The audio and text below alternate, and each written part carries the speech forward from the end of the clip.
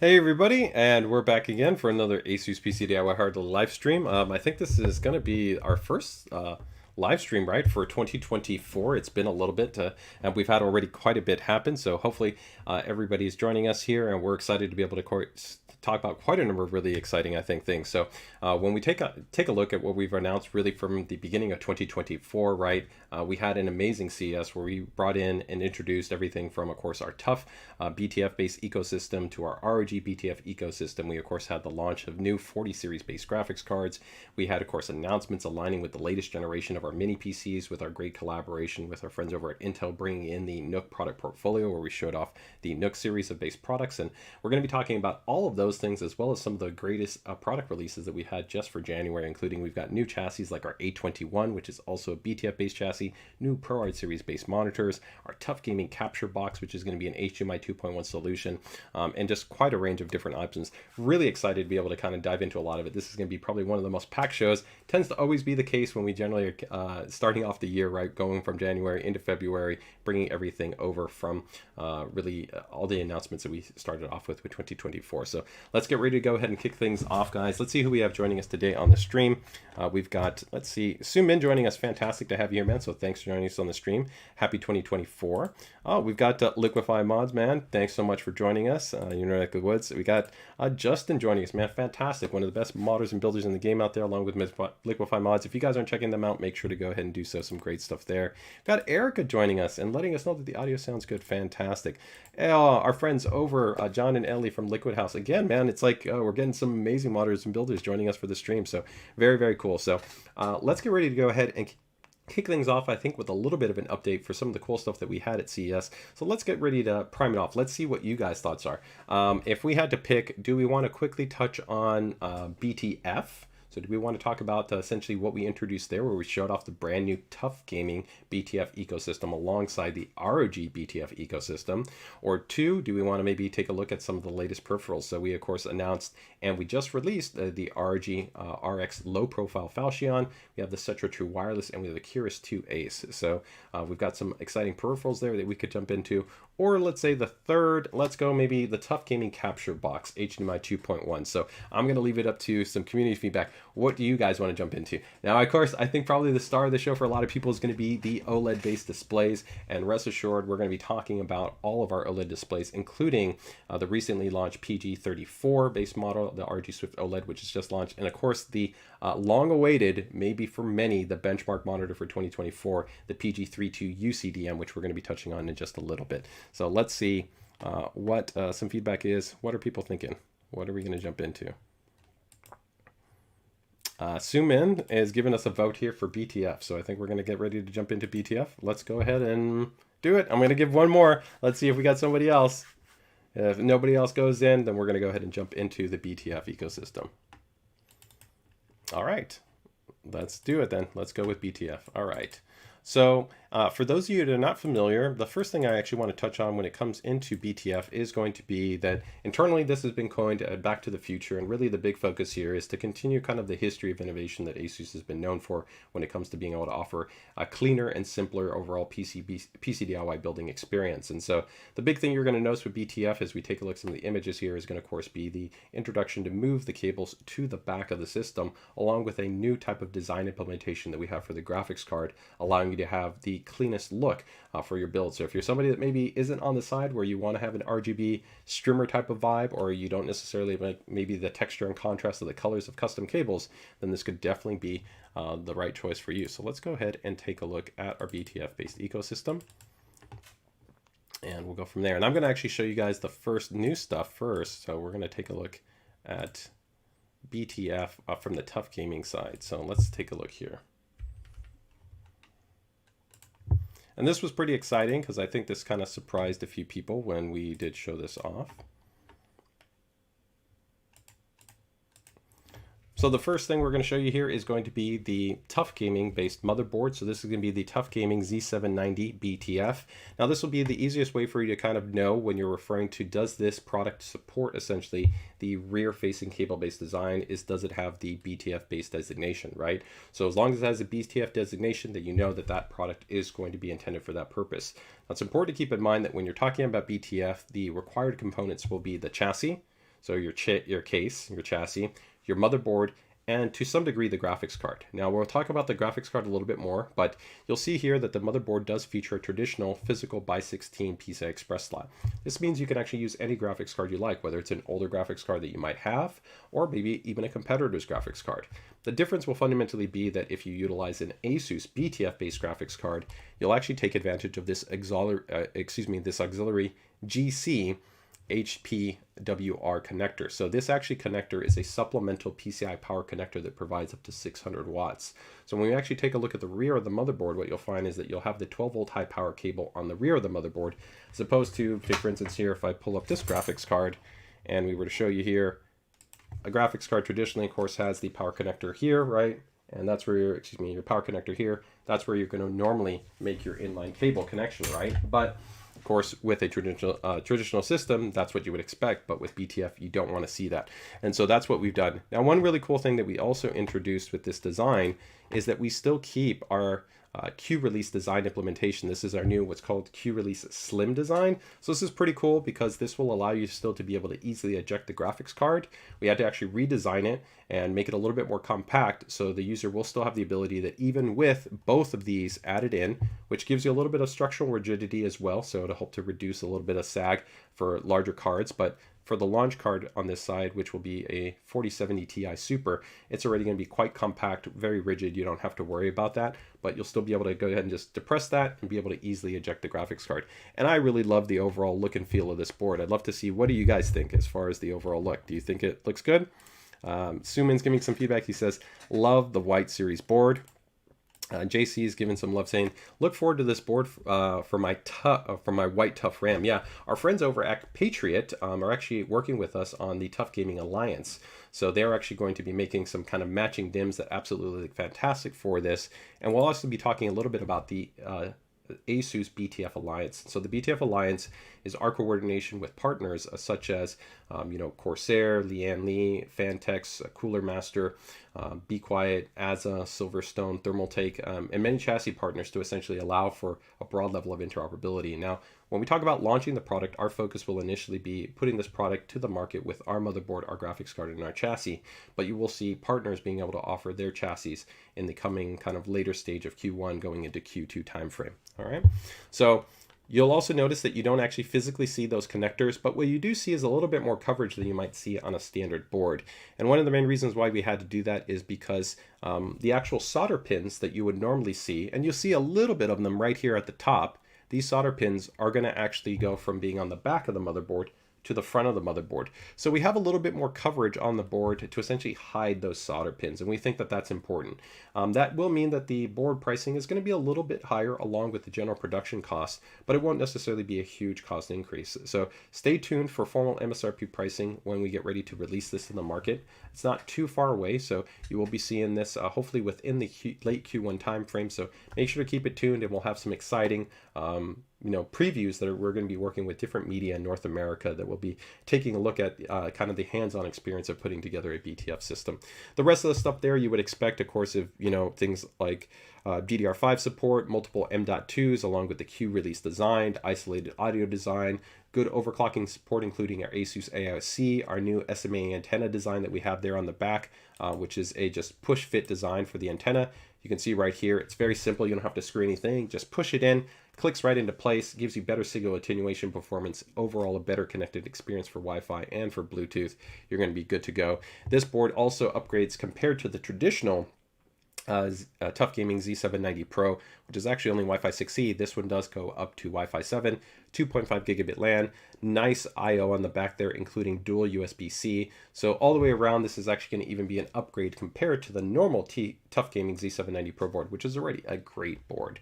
All right, so if we take a look here at the back, you're going to see that you've got, of course, all your rear connectors. So you see there's your EPS. You've got things like your fan, your RGB, your 24-pin, of course, your USB-C based header, your legacy USB 3 header, and then you've got things like your 12-volt high power along with your legacy 8-pin PCI Express power, SATA, the front cables, of course, for things like your power, your reset, your chassis leads, USB 2, and then more ARGB, and then more fans. So overall, from a general kind of build experience, there's no fundamental difference. Everything that you know is going to be the same. It's just you're going to be accessing everything on the rear of the chassis. Okay, so very, very straightforward, very cool, very clean. So let's just take a couple look at some of these other images. And there, if you see right there, we're also going to be doing that TUF Gaming graphics card in white. So we did a little bit of a teaser last year where we had a limited production run of the 4070 Ti in white, and it pretty much sold out.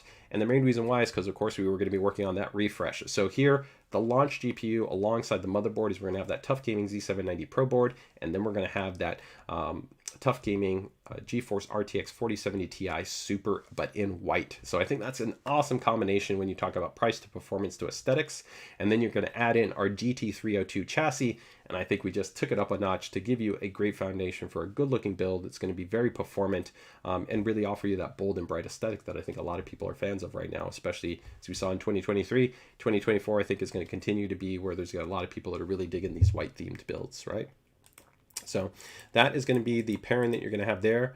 Let's go ahead and take a little bit closer here at the internal M.2s. You can see just pop off the shield and you have your access to your M.2 slots where you can see 1, 2, 3, and 4. So tons of expansion support right there. You have that nice course Q-latch design so you can easily lock in your M.2 SSDs and you will be good to go. So let me go ahead and bring up just a couple of quick images on the GPU side just to show those off just a little bit more. Give me 1 second here. And then we're going to take a closer look, I think, at the ROG side. So we also have ROG BTF coming. So here you will see the TUF Gaming 4070 Ti graphics card. And I think it looks fantastic. What do you think, guys? Do you like the look of the 4070 Ti Super BTF? And you'll notice right there you see that 16, of course, PCI Express by 16 connector, and then you see the supplemental connector right there, right? Just looking at some community feedback right there, we can see somebody on Facebook giving us some love, saying that they love it. Hey, Keno FPS, man, happy to have you here. Michael goes, good, love the BTF. So Liquify Mod gives some feedback. He says, looks great, but still torn on the cableless design. Cables can be really amazingly good looking. And I agree. Cables can look great. They can add contrast and texture and color. And again, for ASUS's perspective, it's not about replacing anything. This is complementing the totality of the ecosystem that we offer you. So whether you want to go with a custom hardline loop and maybe you want to have custom cables, or you want to be in that RGB streamer crowd, or you want to go for this really refined minimal look, all of those options are going to be available to you. We'll continue to offer everything that we have been offering in our product stack alongside the BTF based ecosystem. Okay. Liquify Mad goes, is ASUS AOC on the TUF Gaming board? Yes. So that was actually finally introduced for Z790 for the refresh for the TUF Gaming Z790 Pro, where previously TUF Gaming boards did not have ASUS AOC. So you guys all know that I love ASUS AOC. So yes, it is on this board. Oh, hey, we've got Snef joining us, man. Happy to have you here, man. Snef, what is Snef thinking about the look and feel on the BTF side in this new TUF Gaming white graphics card along with the TUF Gaming board in white? Liquid House giving us some love, saying so good, man. I agree. So it sounds like overall people are definitely digging it. Liquid House says, honestly, hard to say which has the better white aesthetic, the ROG Strix or the TUF BTF, right? Mods by Ben also giving us some love. Fantastic, you guys. Another great creator there giving us some love. Appreciate that, man. He says, licking good. So Stefan does ask a question. He says, will they make this in a Matrix version? So right now, we're not. We're actually going to show you the ROG ecosystem in a little bit. And the ROG ecosystem will offer a 4090, but it will be with our ROG Strix 4090. Right now, we don't have a plan to have a BTF-based variant of the Matrix card. So the Matrix is pretty much sold out. It was a limited edition production run. So right now, no plans to kind of have a follow-up immediately to the Matrix. Although we're going to talk about the refresh 40 series in a little bit, just for those that are wondering about which cards we're going to have. So again here, it's the 4070 Ti in white. And let me go ahead and just put up all of the TUF Gaming items just to show everybody here. We can kind of put them all side by side. So we're going to bring up the GPU. We're going to bring up the chassis. And we're going to bring up the motherboard. And we're going to put them all so that you can pretty much kind of see them all together. And I think that they all look quite nice. So let's put these here. All right, so there you guys go. This will be the TUF Gaming ecosystem right here. So that's going to be it. And I'm really excited about this combination. For me, it might be my personal favorite combination from ASUS hardware that we really have for 2024. So again, we've got the TUF Gaming Z790 BTF Wi-Fi. We then got the brand new TUF Gaming GT302 chassis. This chassis is probably going to be coming in around, I'd say, like the $120-ish price point. I think it's a fantastic choice. It's going to be able to support 120 and 140 base fans. The actual top of the chassis swings out for easy access. You can top mount a 360mm AIO. Really nice build quality, really good actually airflow based design, really nice fit and finish, nice detents on the front of the panel. You can just pop it off for really easy access. I think a great chassis just in general, but it also supports BTF. And then from there, you can see that we're adding in the graphics card. So that is going to be the TUF Gaming based ecosystem. But now let's go ahead and take a look at the ROG based BTF ecosystem. Okay. Jay's giving us a little question. He goes, are you Dominican? I'm not. I'm actually, I was born here in America, but my family is actually from South America, from Peru. So I'm actually Peruvian. So let's go ahead and take a look here. Jason says, the case is really nice. I spent some time with it at CES, and I was told not to touch. Yeah, but I'm happy to see that Jason has had definitely his experience with quite a number of chassis. So that's some nice words to be able to hear from him. Lanos says, going to look really clean and white with all of the hidden wires. And Tech505 also giving us some love, saying, I'm excited for BTF and the white TUF Gaming, right?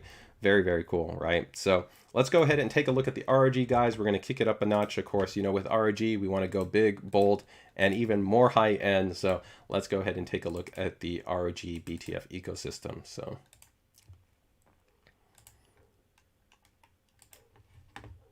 here we go on the ROG side of the fence. So what are we going to be doing for ROG? ROG will probably be coming out in a little bit of a closer timeline, probably closer to about Q2, early Q2 timeframe, although we will probably start to hopefully be doing visibility in terms of seeding it out for hands-on impressions, probably within late Q1 timeframe. Now what you're going to see here is going to be our Hyperion. So this is our flagship ROG series chassis, but a BTF based version. Now it's important to note that when we talk about any BTF chassis, it is inherently a standard chassis. That means you can use it to build a standard build, but then maybe a year down the road or 2 years down the road, maybe then you decide to go to BTF, you will be able to do that. So you don't have to inherently build with BTF just because you're using a BTF chassis. It just means that it supports that motherboard design, right? So that is something to keep in mind. For the motherboard, we're going to show you a closer image of the board, and I think it absolutely looks fantastic. I think the Z790 Dark Hero was already one of the best looking motherboards on the market, bar none. It just even looks even cleaner, a bit more stealthy with the BTF based design. And then we've got that, of course, big, beautiful card with the ROG Strix 4090. So we're going to have essentially pretty much flagship level across the board. A really big dynamic chassis, lots of flexibility, of course, for different types of configurations, whether you're going air-cooled or water-cooled.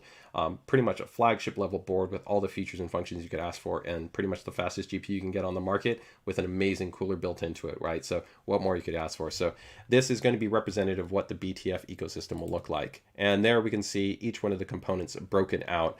And I think they look fantastic. Of course, there you can see some people always talk about the color aesthetic on the Strix card. Very few people, you know, I think have a negative opinion when they really get the chance to look and feel and they hold a Strix card in their hand. They will see the fit, the finish, the chamfered corners, the polishing that we've done. It's really one of the best looking cards that I think we've ever done. Attention to detail is, I think, outstanding, and in my opinion, it's the best built 4090, along with, I think I would say, our 40 series are the best built on the market in terms of fit, finish, and overall design. Of course, I am biased, but I think if you also take a look at a lot of community feedback and reviews, you'll see that that's been backed up there. And here, for of course the Dark Hero, you really see just how refined the aesthetic is. But let's take a closer look at the board in a little bit more detail. All right, so let's take a look here, and we'll go with the BTF board. So again, this will be the Maximus Z790 Dark Hero, but it'll be the BTF version. So you'll see it just has a really polished aesthetic, right? It's pretty much got that just subtle blacked out kind of vibe, a little bit of some subtle contrast with some kind of light kind of silver accenting that you'll see a little bit in there. That poly mode display, which is really distinct, bold, and vibrant. And of course, your auxiliary connector, same thing for the BTF based connection for the graphics card. Again, if you've got something like a 3080, you can entirely put a 3080 and it'll work fine. This connector will not stop you from using actually any old card you have or actually any new card. But if you have a BTF based graphics card, of course, you're going to get that benefit from the cleanest look possible. Okay, so that is going to be the board. And same thing, if we take a look here on the back, you'll see all the connectors are on the back. This will look a little bit off, and that's just because this is an initial render. It is not a final photo for the product, so just keep that in mind. It is a render of the product, but I think that board just looks absolutely fantastic. Okay, let's see if we got any feedback right there. Hey, PGPCs, happy to have you here, man. So PGPCs is saying, love the BTF system. Can't wait to get the TUF version, right? Let me see right there. Liquid House says the ROG BTF 5 is pretty much the ideal futuristic PC look that you would think of back life, right? 10 years ago, right? I think so, right? Yeah, I mean, it definitely could be one of those things that you could kind of see like in a movie or something like that. So, you know, maybe that also works with the perspective that we talked about, right? With this being back to the future, right? So let me go ahead and just like I did for TUF Gaming, let's bring up the 3 primary images for that card and we'll go from there. So let me bring this up here. And we'll go with the graphics card, we'll go with the motherboard, and then we'll go with a chassis.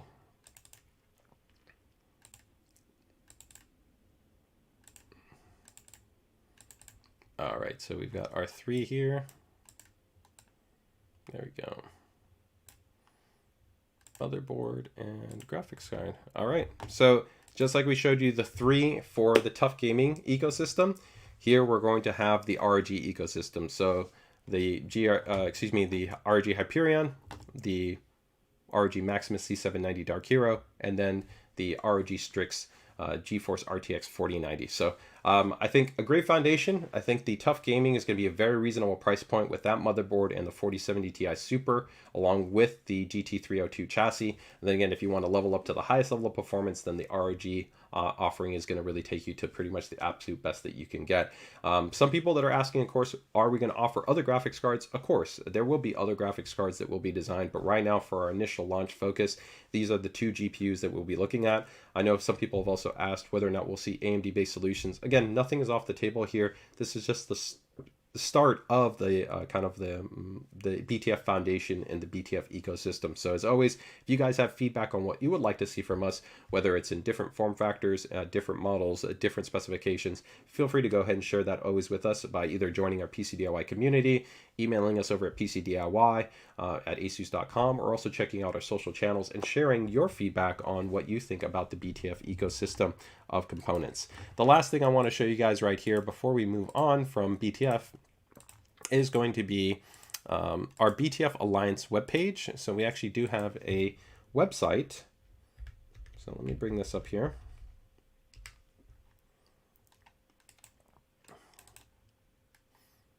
And I will link this over in the chat so you guys can check this out. As we talked about right here, Back to the Future, the ASUS Hidden Design Connector. If you want to find out about all the information regarding our BTF-based ecosystem, about our products, about our designs, all that good stuff, the graphics cards, the motherboards, the chassis, all that cool stuff, right? Actually, let me go back here. Let me bring up that GT302. The webpage is up for it. I'm happy. I want to show you something really quick there. But you can also see information about partners. As I talked about, I said Corsair. Of course, we've got Silverstone, Cooler Master, Thermaltake, InWin. We've also already confirmed other partnerships with other partners like InWin and Vantex and more, ASA. So we're very happy to have a comprehensive ecosystem of support from our partners, and you'll continue to see more information on this side. Okay, so let me go ahead and share this over to you guys, and you guys will be able to check it out. Let me quickly see. Michael goes, no ROG ETX BTF. At this point, no, we don't have any plans for an immediate refresh on the ATX. And of course, the Maximus Z790 Extreme, along with the Crosshair X670 Extreme, our boards are no longer in production.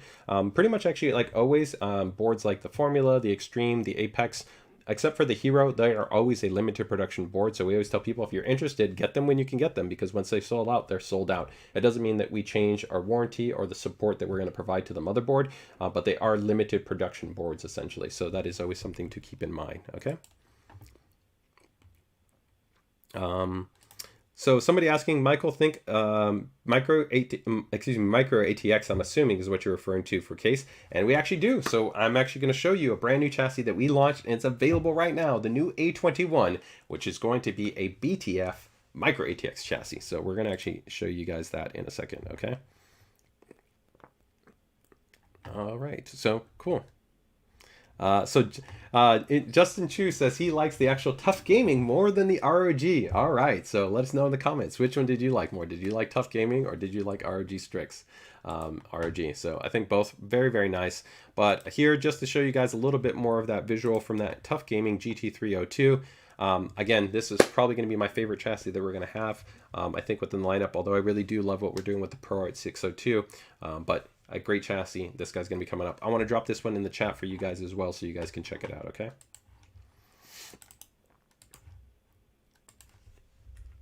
Okay, there we go.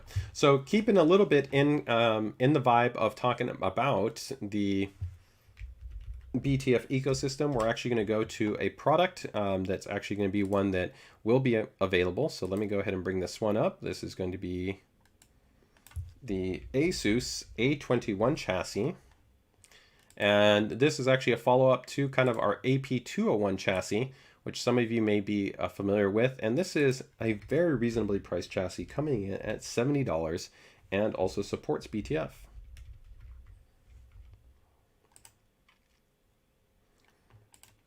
All right, so you guys go, we have the A21, so let me go ahead and bring you up the images, and I actually have a little bit build that I can show you here, which is pretty cool. So this is going to be a micro ATX chassis, so you can do micro ATX based motherboard, or you can do a mini ATX based motherboard.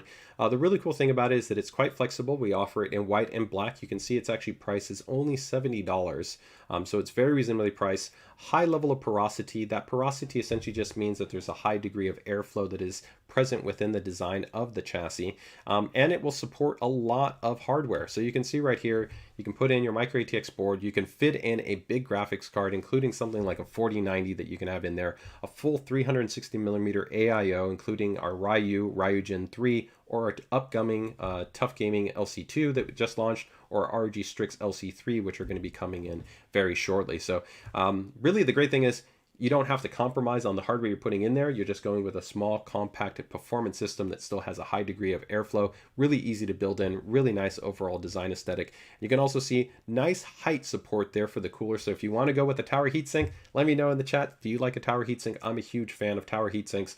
The reliability, I also like a little bit of that kind of industrial vibe and look that they give, that kind of monolithic kind of vibe that they provide sometimes to a system, where I don't think you always have to have a screen, take for instance visible. So it is nice to be able to support that and be able to have taller heat sinks that can be installed in the chassis. Now you can see right there that porosity performance quite good with that 40%, and you have a lot of flexibility in terms of your fans, where you can have triple fan support there, good cable management depth, and we're actually going to show you an active build in here so that you can take a look at the back. But again, you have it in white and you have it in black. So let's bring up here the A21 and kind of show you a little bit of a look here to it. So let's go there. And this is available right now, so you can pick it up actually on our ASUS store. You can pick it up from Amazon. I'll drop a link there in the chat for this guy. You can see the nice exploded view, lots of flexibility in terms of being able to access everything from, being able to clean everything up, or just be able to sometimes go further and customize and be able to kind of go whichever route you want to go when it comes to your PC DIY experience, right? So here we can see a close-up, just an example of a build. This is actually showing one of the really cool things is that we do have an upcoming micro ATX BTF motherboard. Now that micro ATX BTF motherboard did not actually have the new patented design implementation that we have for the auxiliary power connector. So this would actually be how it would look on a traditional BTF system if you did not have a BTF based graphics card. So you can see right there, can still look super clean because you're seeing very minimal cables that are present in the system. Pretty much just have that one for the graphics card. So that's what you're going to be seeing. But if you do want the cleanest aesthetic, right, you would want to go with a configuration that supports the BTF based graphics card along with the auxiliary design on the board. They would give you that. So that is something to be mindful of and to keep in mind in that respect. Okay, so again, you can see right here that 360mm radiator support, micro ATX based board, large GPU support, lots of airflow, lots of spacing. I really dig the vibe. You got your tempered glass side panel. And when we take a look at the back, let's go ahead and take a look at the back here. You can see how the chassis will require essentially that cutout space to be able to support the motherboard. So you'll see all your connectors, they slot up in there and you're good to go. Okay, so that is going to be the A21, available right now in white, available in black. Check it out. If you guys are looking for a nice airflow compact micro ATX chassis, I think it's going to be a great choice. And what do you think about this little concept micro ATF BTF board, right? So pretty cool, right guys? So let's go ahead and see any thoughts that we got there on this guy. Let me see right here. Liquid Hot says the A21 is so good with a 360. I would agree, definitely. Looks nice. Perfect fitment, yep, for sure. Then we got LX11 says, I love micro ATX based builds. I would agree, yeah. Overall, I think it's really cool. It's compact. Again, that white option is also going to be really nice if you want to go bold and bright. We have boards like our Prime Series micro ATX boards, which make a great choice. Again, we got those white graphics cards with the Dual Series, with the TUF Gaming Series, with the ROG Strix Series. We have upcoming power supplies, which are white, which would also be present. So again, whatever you want to do, we've got the right range of components to be able to complement pretty much the entire experience for you. So from your chassis to your power supply, to your coolers, to your motherboards, to your graphics cards, whether you want to go white or whether you want to go black, we got you covered right there. So all things together, great options right there. Hey, we got DePoets in the house, man. Love the new BTF system. So very cool. So DePoets, I don't know, did you check out the TUF Gaming side that we just showed off? I know you were at CES, so you were able to see it in hands-on person, but we just showed off the TUF Gaming White Ecosystem BTF, showing off the ROG BTF ecosystem. And here we just finished showing off the brand new A21 chassis, which is our first actually BTF chassis. And it's actually the first BTF chassis on the market in North America. So if you guys want to, again, pick it up right now, you can check it out. I'm going to drop the link in the chat if you guys want to be able to check out that chassis. So you drop that one in there. All right, give me 1 sec, guys. I'm gonna take a little bit of drink of water here. Okay, very cool. Let's get into our next items here. So let me bring up my little list here that I've got, because we got so many different items in terms of what we can touch on. And I think probably, you know, some people are going to kill me if I don't get to some monitors pretty soon, but I think I'm going to go, let's go with one item before we get into the first of our monitors, and then we'll go from there. So I'm going to touch on the Falchion low profile. It's one of my favorite products we have. I was hoping to actually get one, and I sent actually most of my media samples out right there, and you guys can actually get some great reviews right now, with more coming in the not too distant future if you want to be able to get some hands-on impressions for this new low profile gaming keyboard that we've got. But let's go ahead and check out the ROG Falchion. All right, so here we go. Take a look at it right here.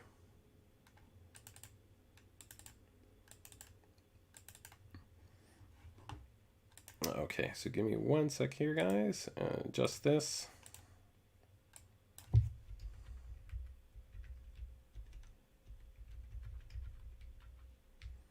And we'll put the pricing right there. There we go.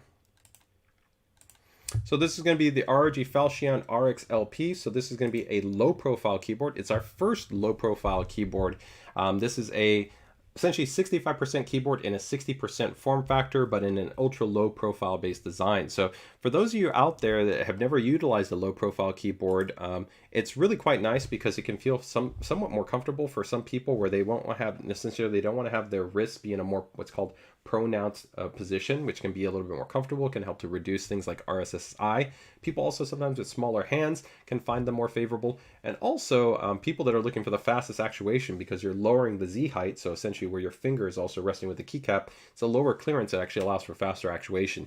You add into that we've got optical grade switches here, so for outstanding ultra low latency, outstanding reliability, you're going to just have a great experience. So This is going to be a tri-mode keyboard, so that means Bluetooth 2.4 and USB-C.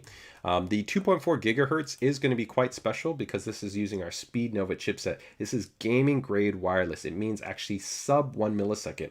Our internal benchmark for SpeedNova wireless connection standard is 0.9 milliseconds. It is class leading in the industry. So even though this is a low profile keyboard, you can legitimately have an outstanding top of the line gaming experience from the keyboard with this design. It has onboard memory profile, so of course you can customize it to have a general kind of productivity profile. If then you want to switch into have a designated kind of key binding setup that might be specific to a game, so maybe you want something just for Rainbow Six Siege, or maybe you want something just for, you know, Baldur's Gate, or maybe you just want something specific for Cyberpunk, you can of course set that up. You have hardware level controls on the unit as well for things like RGB lighting, where you can hit the function key along with the arrow keys, and that can control brightness along with different key modes that are available to you. You'll see this really cool top cover. The top cover actually allows you to go ahead and rest it directly on top of the keyboard so that you can protect it from dust, debris, or dander so things don't get kind of inside there. If you also want to throw that in a bag, it makes it quite nice. You can also flip it and put it underneath the keyboard itself to be able to give you a little bit of additional stability. So that's a nice inclusion, and pretty much I don't think there's any other keyboard on the market that has something like that where it's included. Now, one other really cool thing is you're going to see right here, this has actually an integrated touch bar, and it actually has a multifunction button. So by tapping that multifunction button, you can do different things with it. So you can control it for like media, or you can have different levels of macro controls that are available to you that you can customize within the software suite. You can see you have that integrated storage bay for the actual low latency 2.4 gigahertz adapter. And that little switch over there is actually for PC and for Mac compatibility. So that means that you can actually use it if you're happen to be one of those hybrid users. Maybe you got yourself, you know, a gaming desktop, but you happen to have a MacBook Air. Well, guess what? You can actually use it with both devices. So pretty cool in that perspective. Just like our ROG Azoth, which is also a hybrid PC and Apple-based keyboard design. So you of course have adjustable feet there to be able to give you a little bit of a different angle depending on your comfort and your preference. And you can start to see those really, really nice ROG RX low profile keycaps and switches. So the cool thing about this is that this is probably going to be one of the most stable switches and keyboards that you will ever feel. The main reason being is that this uses the same RX-based switches that we have on our keyboard, like the Claymore, which the big thing that the Claymore does is it gives you that key benefit that the actual switches that are in this keyboard are going to feature a 4-point stem design. And I'm going to show you a little bit of an image on this. For those of you who haven't seen that, you can actually go check out more information in some of our prior live streams on it. But really what that means is that the keycap is super stable, that when you hit it, it doesn't feel like it wobbles. It's a very consistent feel, whether you hit the corners or you hit the center of the keycap. And you can see, of course, how that beautifully ties together in with so many of our other white ecosystem of products, including the new ROG Moonstone, which is a glass gaming surface. Here we have the Gladius 3 Aimpoint, one of our XG series monitors in whites, our Cetra True wireless TWS, and our nice white AP201 micro ATX based chassis. So that is going to be the ROG Falchion. And here you can see the version of the traditional RX-based switches, and here is the RX low-profile switch. And we have them in your red and you have them in your blue. So you're linear or you're clicky. Let me know in the chat, are you guys linear or are you guys clicky? And these are also factory lubricated, so they also have a really great feel, really clean, really consistent. This X stabilizer also is quite unique. It actually is a really consistent mechanism that engages like this, which allows the switch, when it gets actuated, to feel really consistently stable from the top to bottom. So compared to some designs which are more dependent on just a singular spring, it doesn't necessarily feel as consistent on that movement. So it really does provide a great feel to the keyboard. And you'll see right here when I'm talking about that, if you take a look at the top of the switch, you have those 4-point stems. So when that actual keycap rests on that stem, on the housing, on the corner of that housing, it just feels really nice and stable. Compared to a cross stem, this type of design, it can feel pretty solid. And on our other keycaps and our switches, what we've done there to try to mitigate that is you can optimize what's called the Z height of the keycap. You can make it a little bit more compressed. You can kind of shore up some of the frame around the keycap, and that'll make it a little bit more rigid, but it generally will never feel as stable as something like a box switch, and definitely not in the same level that you would have for the RX based switches. So one last thing I want to show you here before we move from the Falchion is I want to show you guys something pretty cool. where let's talk about the details and some of the really cool performance stuff. So some questions right here is, Brandon goes, wow, that's really cool, pretty cool. Michael goes, is there a full-size version? Not for low profile. Right now, if you want to go full-size, we have quite a number of full-size keyboards, including keyboards that have these RX-based switches, but not a low-profile-based version, okay? Tweed goes, okay, I'm not the biggest fan of low-profile keyboards, but you're kind of winning me over. Well, I definitely hope, man. Pretty sweet, right? Liquid House gives us some loves. He goes, this felt like a 600 keyboard at CES, and it's only $170. So actually, I think it's quite nice in terms of that actually value prop, right? And we got some feedback from people that were saying, what is their team on their Switch? Are they linears? Are they clickies? Liquid House is letting us know, hey, it was so good, and I'm on Team Linear. I would agree with you. I'm on Team Linear. Michael says he's a linear. We've got Orda OG that's also linear, and Johnny also says is that they're actually linear. Tweed goes, I like clickiness, takes me back to elementary school, not a bad thing. It's all good. Definitely, the clickies actually here are quite nice, and I would say that they're not necessarily super obnoxious or they're super loud. So you get that nice clickiness, but I think it's tamped down and it feels really nice. So if you want a little bit more of that kind of not tactile exactly, right, because it's not a tactile switch, but if you want that clickiness, then definitely I have no problems with the blues. I just prefer a little bit of a quieter switch, so that's why I like linears. But let's look at something that's pretty interesting. The Falchion actually supports our SpeedOver wireless, and one of the things that we worked really hard on was to be able to actually optimize the experience from a latency and performance perspective if you pair this with our compatible mice that also support the SpeedOver based chipset. So historically, you're going to have physics come into play, and you cannot defeat essentially the fact that you're going to be adding in more data into wireless transmission, and you generally get a negative penalty when you do this in. So it took our RF tuning team and our engineering team a lot of work to really optimize the performance for battery life, for polling rate stability, and for the overall experience to really try to, as little as possible, have a performance penalty. So let's take a look at what we see from some competitors' analysis and what we were able to benchmark. So we can see one mouse connected to one adapter, right? The Harp, which is one of our flagship here gaming mice, right? 0.8 milliseconds, right? That's sub 1 millisecond. Here, this competitor you can see was at 1 millisecond. That's good. This competitor right here was at 3 milliseconds. So that's over 3x in terms of actually performance delta. One keyboard, we can see we're also our Scope 296. That's 1 millisecond, and that's going to be in the same kind of ballpark there with the Falchion, where we're going to be at that 1 millisecond, if not sub 1 millisecond, right? You can see that the competitor was at 3.5, and we were at 3.43. Now, the bigger one right here is, let's take a look at the one keyboard with one mouse adapted to one adapter. With ASUS, look at best performance right here. So you have 1 millisecond and 1.48 millisecond for our ACE along with our keyboard, and it would be the same if you were using the Falchion, where you can see with the competitors right here, you really brought up that, of course, that latency, right? Here 2.69, 3.51. Here this competitor was pretty good, and ideally if you're going to prioritize something, you want your mouse to be prioritized over the keyboard. So in this respect, I think this is a good compromise, where if you're going to have the penalty, you'd rather have it be on your keyboard than it would be on your mouse. But here you get a great experience on the mouse and on the keyboard. But it doesn't stop there. Let's actually look at something that also is important, which is going to be battery life, right? We care about, these are wireless adapters, and you might not realize that the further you generally move a device away, or if you add more interference, how you manage the actual wireless signal is very important for things like battery life. So you can see here, we've got one mouse connected to one adapter, is 3.4 milliamps, right? 21 milliamps, so that's quite power consuming, and then 2.3. The keyboard right there, very, very good performance on our keyboard, where you can see we're pretty much about the same ballpark for the battery life there for the keyboard and for the mouse. But where it's really impressive is look at the keyboard and the mouse simultaneously, right? That experience, again, really outstanding. So if you care about long-term sustained battery life, we're going to give you that best experience there in terms of that. Now, the last one is, if you care about performance, is let's look at polling rate stability. So if your product is designed for 1000 hertz, right, we can see here 1000 hertz for our mouse. This competitor was a little bit under that. Here they were pretty much the same. So we could say this, let's just say that's parity. It's the same. They have very good polling rate performance. We have very good polling rate performance.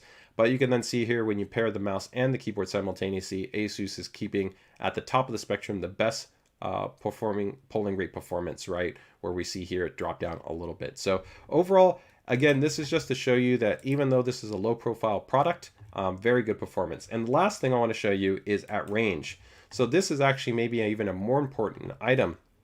So you can see mouse from around 2 meters from the dongle. You might be surprised that, of course, the further you move away when you're talking about your desk, right? If you're really, really close to your device, or maybe if you have a cable that you have the adapter somewhere else, maybe your system's kind of over here, right? You might not realize that you're going to pay a penalty because the wireless transmission, it changes its overall performance. And so this is a really cool one where you can see, look, even at that range, we're able to maintain that really, really high polling rate performance. Well, this competitor, man, they dropped down all the way to 720. And even here, still pretty good, 950. You probably wouldn't notice this too much. But again, if you're paying for that highest grade of performance in that product, we're showing you that we're able to maintain that high level of performance, right? So overall, pretty cool on that side.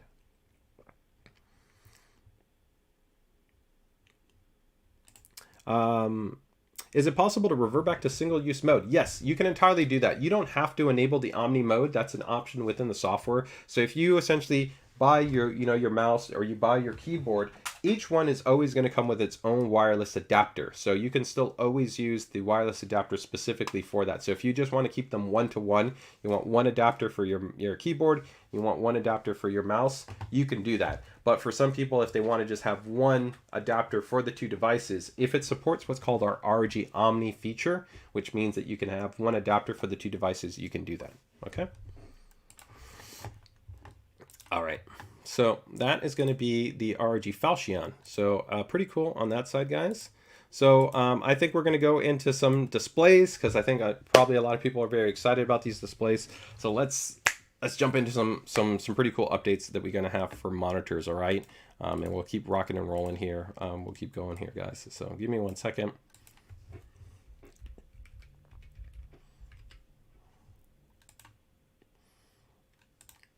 All right, so the first one we're going to talk about here is going to be the ROG SWIFT PG34UCDM. And this one is available right now. So let me go ahead and just put this one right here. We just launched this guy, so it's right now available.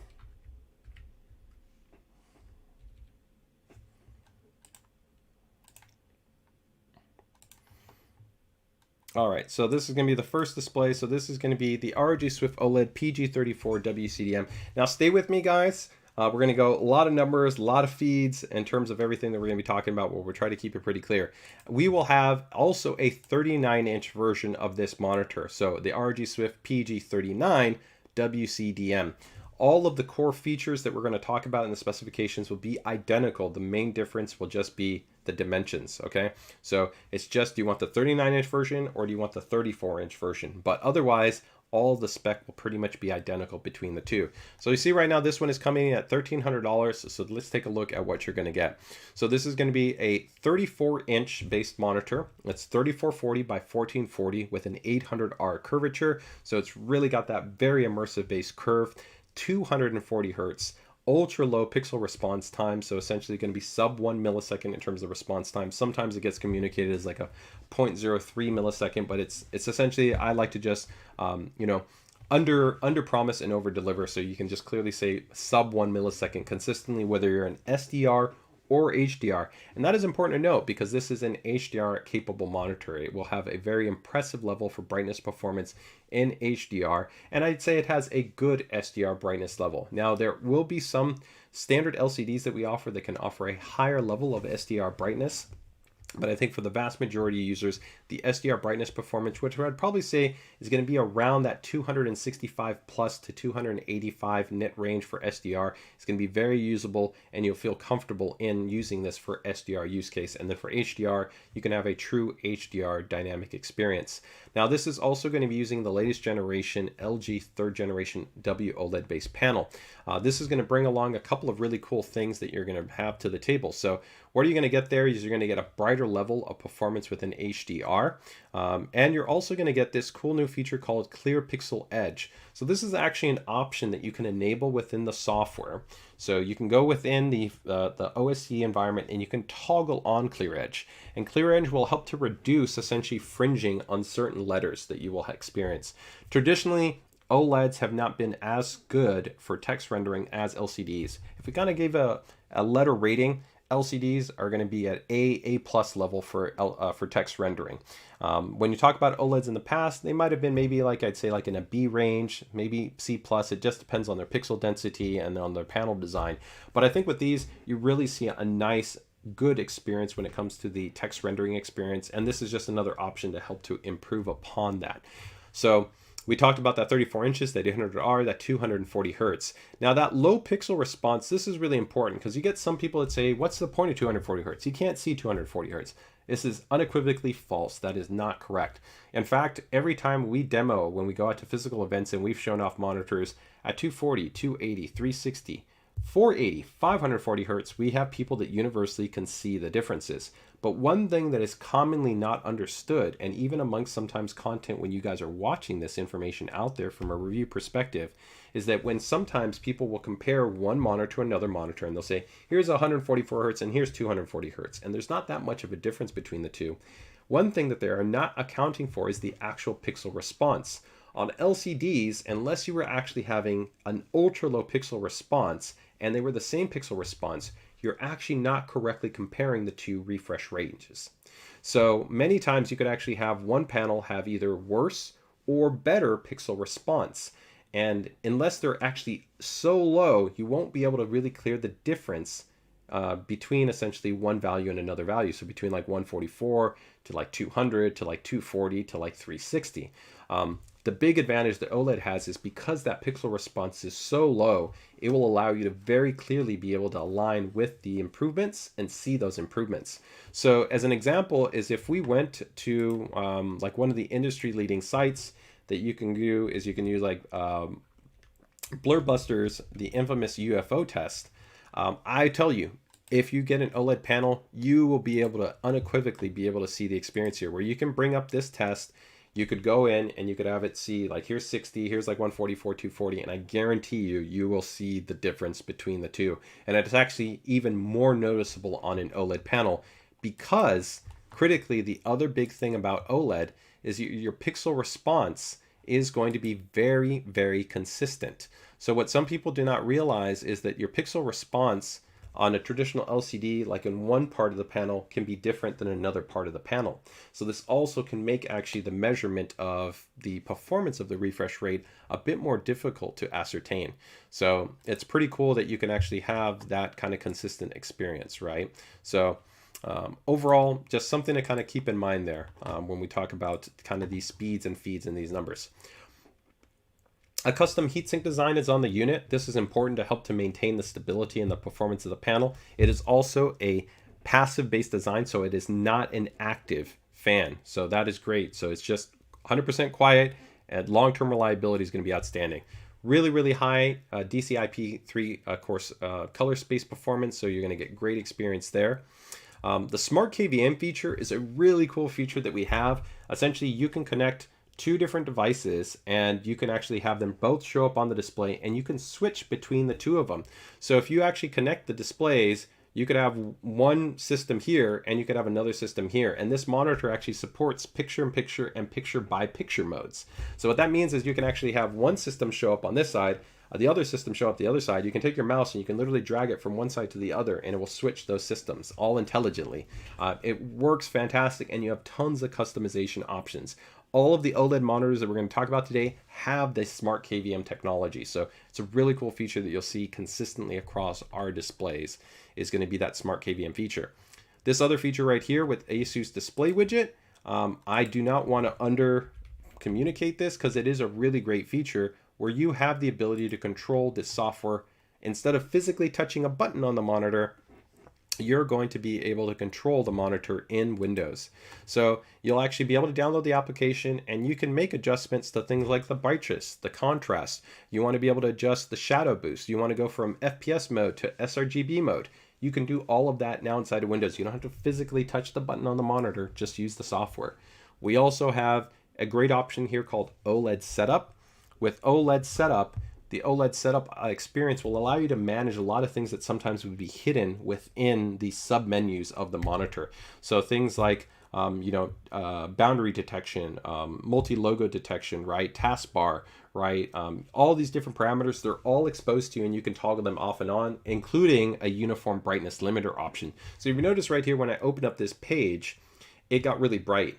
OLEDs inherently have generally some form of what's called ABL. So this is called an brightness limiter. So essentially, when the monitor gets too bright, because the panel temperature, the OLED panel will actually increase. This is not healthy for the long-term lifespan of OLED. It will clamp down on the brightness. But this can be really jarring for a Windows user or for a desktop user, because you'll go from like a white bright scenario to like something that's dark, and you'll kind of go up and down, up and down, up and down.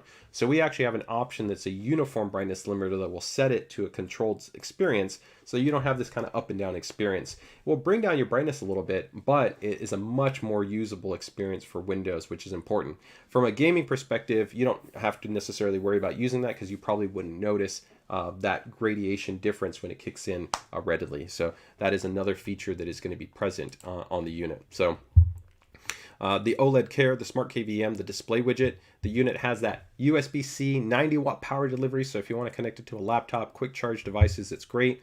And 2-year warranty. So this, we're exciting to also communicate that for our 2024 OLED-based displays, ASUS will be offering a 2-year warranty, burn-in protection offered on our monitors. This is in addition to our pixel policy. So we actually have something called dark dot and bright dot pixel policy.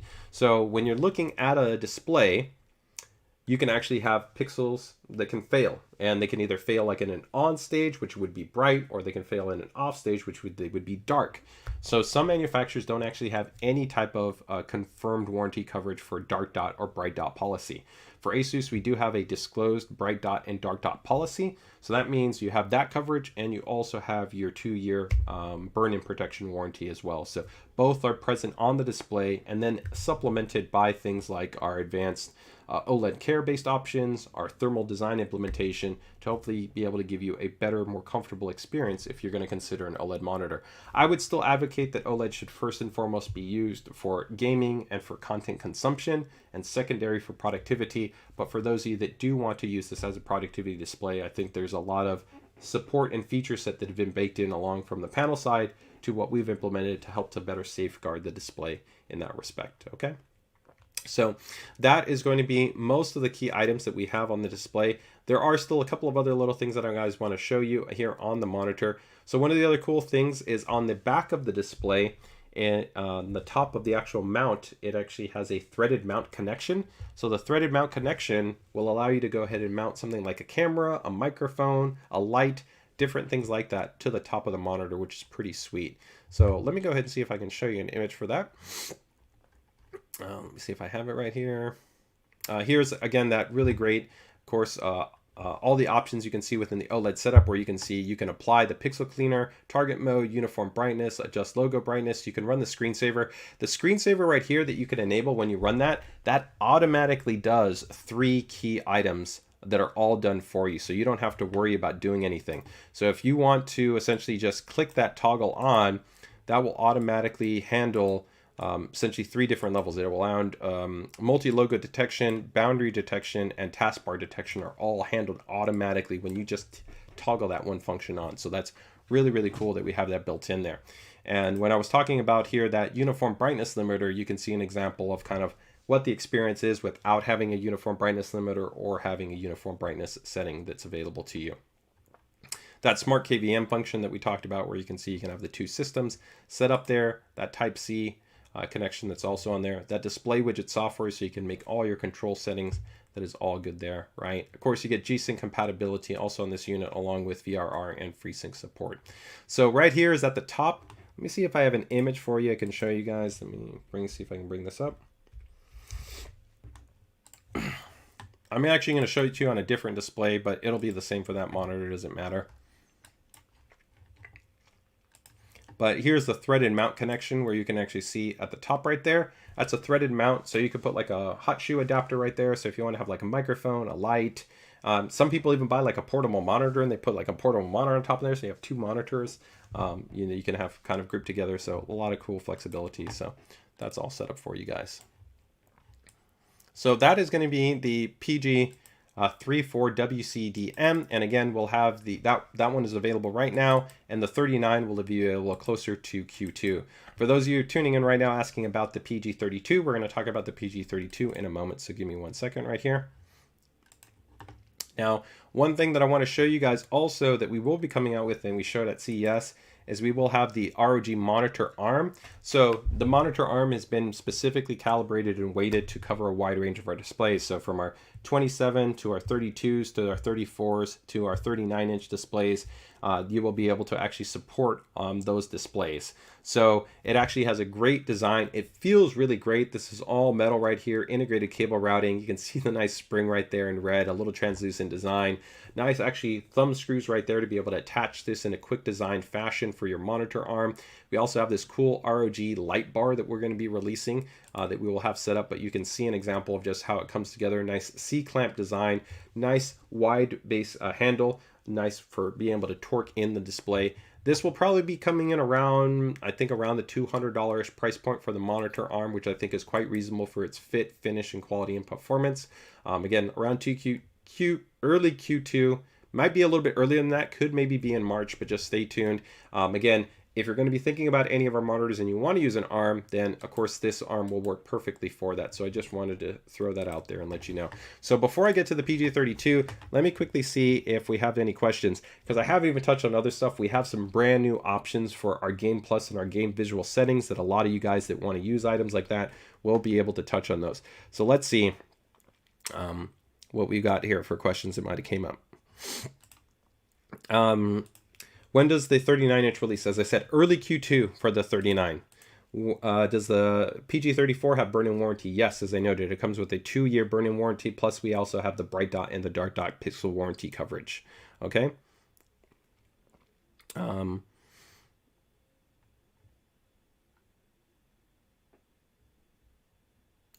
let me see. Question for future OLED monitors. Due to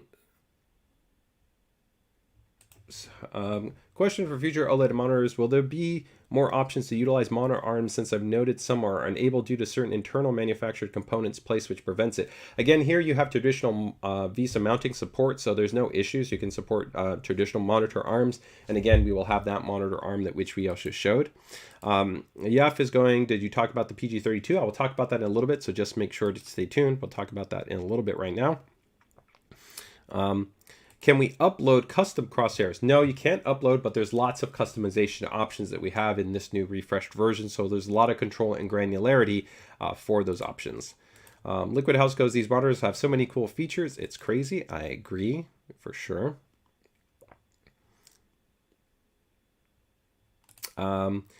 Lex Lutheran 111384 is, I'm hoping the 32-inch OLED will be finally a worthy upgrade for my PG27UQ. What do you think? I think yes. I think it is a worthy upgrade.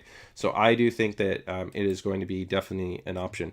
Liquid House also notes is an automated screensaver function is sold, right? When will they be available in the EU? I can't tell you. You'd have to reach out to ASUS EU in your region. So whatever country you're in, just reach out to ASUS in your region to make sure. Oh, liking the monitor arm. Any plans for a dual monitor version? It's in discussion, but right now we have no plans. So right now, just this single monitor arm. Okay. All right. So we talked about the PG32. Let's talk about the PG34 and the PG39. So let's talk about the PG32. All right. So let me go ahead and bring this one in. All right. So let's bring this one up, guys. Now, a lot of what we talked about on this model is going to be the same, so just make sure to keep it tuned.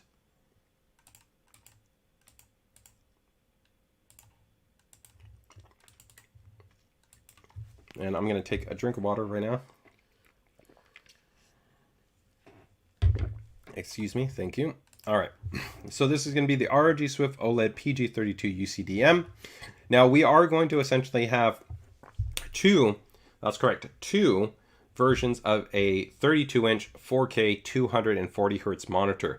The PG32UCDM will be a Samsung QD OLED based panel, and then the PG32UDCP will be a actually third gen LG MLA W OLED based panel. So one will be LG based and the other one will be Samsung based in terms of the panel. But as always, ASUS is bringing its experience, expertise to bear to be able to offer, I think, the best well-rounded designs on the market in terms of performance, feature set, connectivity, all that great stuff. So we're going to go in again here, touch on what you're going to be getting with the UCDM. Now, the UCDM, we previously announced it last year. It is going to be released this quarter. Initial probably targeting for pre-orders is going to be happening later this month in February. So make sure to watch out for kind of announcements coming out from our social team and our product pages to be able to give guidance on this, but you can expect around the middle of the month for more information in that respect. So just make sure to keep it tuned in regards to that. In terms of the full availability, you're going to just want to make sure to keep following us as we have our information release to find out exactly when the hard release will occur, but we will have the pre-orders in place starting to probably happen around the middle of the month. So make sure to keep tuned in that respect. Now, when we talk about the target specifications for this display, again, this is a 3rd gen QD OLED based panel, so the latest generation that bakes in a lot of inherent improvements that were made in terms of the performance, the resilientness to things like burn-in, and much more. But when we talk about the primary specifications, we're going to have, of course, a 4K based panel, 240 Hertz, the same ultra low pixel response time, everything that I already just talked about in terms of why refresh rate is important to tie into pixel response, like we talked about on the PG34 and the 39, apply. The same custom heatsink technology that we talked about is also present here, and it's also, again, fully passive, no fans. Unlike some competitors are utilizing an active fan-based design. This is a fully passive-based solution. The OLED care options that we talked about are all built in, so those same robust items that we have are also present here. Now, one cool feature that I saved here that I haven't talked about, not too many people are aware of yet, is that the LG based models, we already gave a soft confirmation that those models support BFI, so black frame insertion. So essentially, you're having the refresh rate and then injecting in a black frame for even further improved motion clarity. It's absolutely super impressive when you talk about experiencing black frame insertion on an OLED based panel, and we're happy to let you know that actually this display will also support black frame insertion. It will also support dual vision support along with HLG10, so it will offer you an outstanding HDR experience. So again, Dolby Vision, HLG10, and you're also going to have BFI support on this model. So you also have the graphene film along with the custom heatsink, again helping to make sure that we keep those temperatures of the overall OLED panel in place and trying to maximize, again, the lifespan. High performance in terms of DCI-P3, again, factory calibrated using our new OLED calibration process in place. The uniform brightness option, the display widget center that we talked about, the built-in KVM, and that USB-C. And again, the same warranty coverage, 2 years, alongside the bright dot and the dark dot pixel warranty coverage. Okay. Now, when we talk about one important element is that was further improved upon the subpixel structure in prior generation for Samsung QD OLED panels, I think was less favorable for text rendering. So there has been further improvements for this generation that I would say are quite notable. And I would say it looks quite good in terms of the improved performance. As far as whether you'll feel that the WOLED versus the QD OLED will be more favorable, I'd say they're both pretty similar. I might say that there might be a little bit of a subtle edge for maybe the QD OLED. So if you're somebody that really thinks you will favor doing more text work, then probably the UCDM would be advantageous compared to the UDCP that we're going to talk about. But the UCDP does carry a couple of other design benefits that, again, you'll have to balance that out to figure out which one you're going to enjoy. And again, ASUS will be happy to right now be the only manufacturer that will be supporting both, where you're going to have both the options that will be available to you. So you pick the model that you will find most beneficial to your use case. Now, also, another factor to keep in mind is that this being a QD OLED panel, it does not use a traditional polarizer like you have on the LG-based solutions. I personally love and have no issues with a matte-based coating on my display. I prefer that because I have a lot of overhead lighting. One of my office rooms, I have a direct window there to the side, so I get more backsplash lighting that's available to me throughout the day. I'm not somebody that I want to hyper control all my lighting, so I care about reflection handling. If you don't care about reflection handling and you don't have to necessarily worry about direct overhead lighting, especially that can hit a panel and cause a little bit of a graying effect, the glossier type of design that you're going to have on the QD OLED panel may be favorable. So that is going to be a key difference. The UCDM will have a kind of semi-glossy type of appearance to it, where the UCDP will have a matte-based appearance to it. So they'll both be very similar, right? 4K, 240 hertz, OLED, WOLED versus QD-OLED, but that is something that you will want to consider. Okay. Now, when we recapped again, Dolby Vision will come in a forthcoming firmware update. The graphene film there, along with the custom heatsink design, that OLED care options within all the display widget software, and the same threaded mount connection, just like we talked about on the PG34. So that is going to be the PG32UCDM. Do not have confirmed pricing for you yet, so make sure to stay tuned for that pricing information when we, like I said, have the pre-order coming in place in the not too distant future. So 10-bit, yes, it is a 10-bit based panel. Michael goes that the BFI sounds interesting. I have to see it in person. I can tell you it's very impressive. I already seen the BFI on an OLED display, and I think it's quite nice in terms of the experience. Again, you have the option to toggle it off and on. So from my kind of perspective, you have the ability to do that. It looks like also somebody was asking about input lag. Already ASUS has been pretty much an industry leader in this respect.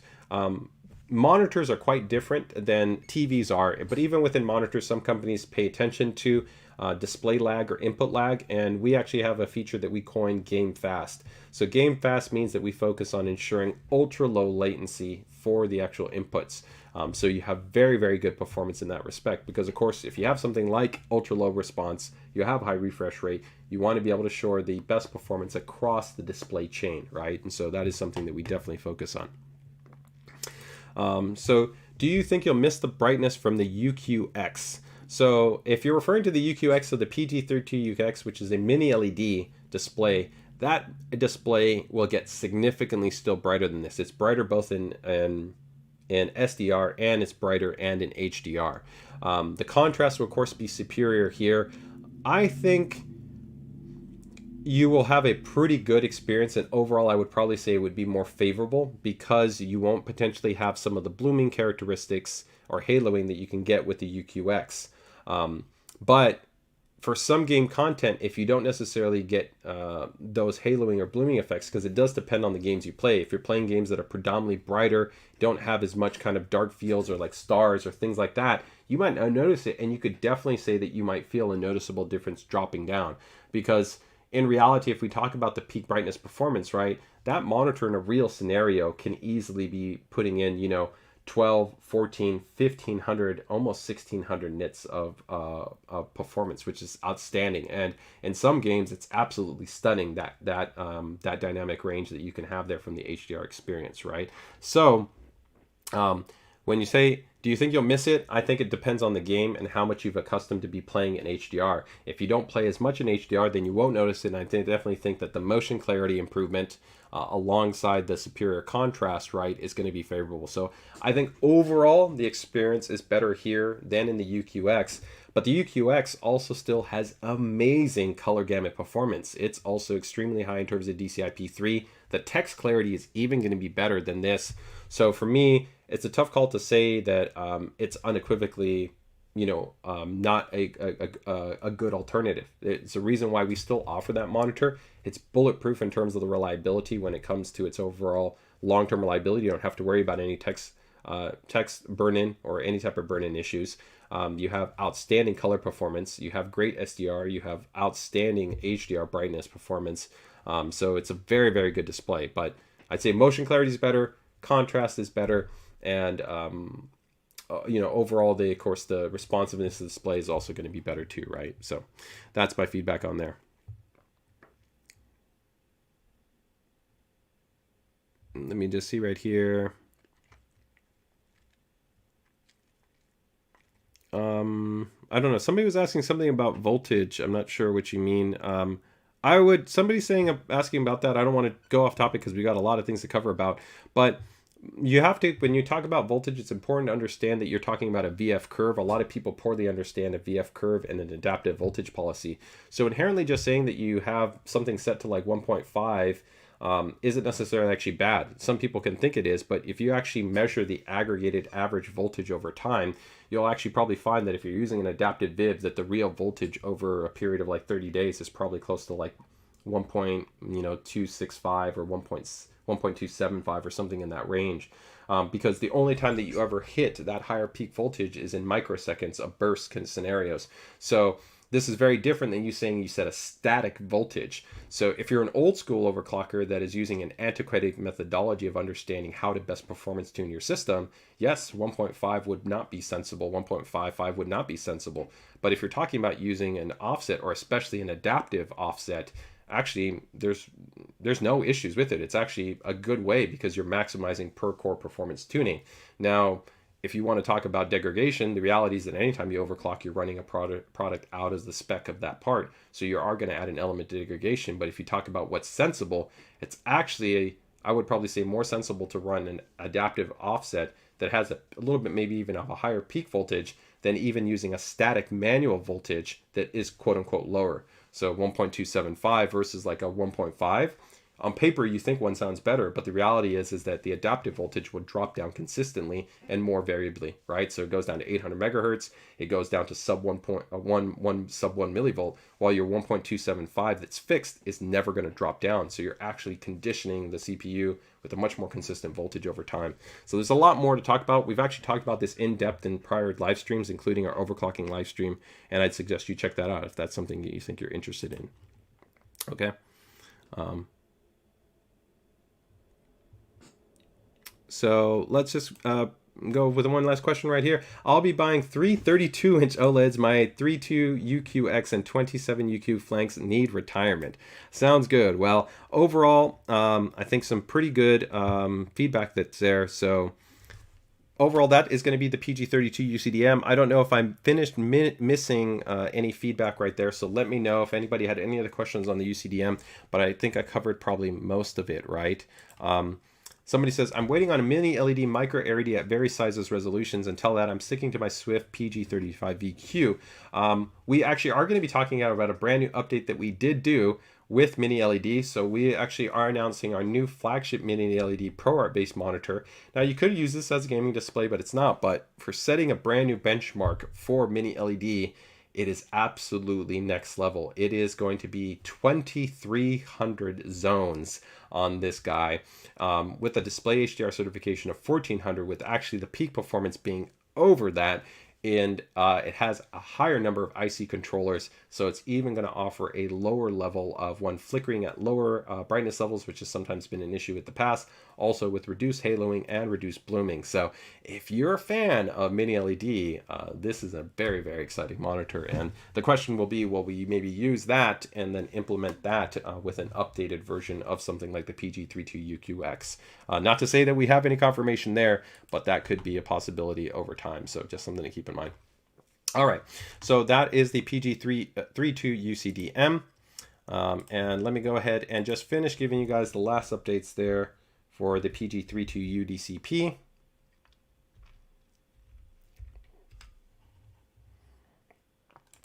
All right, and we will do that. So give me 1 second here.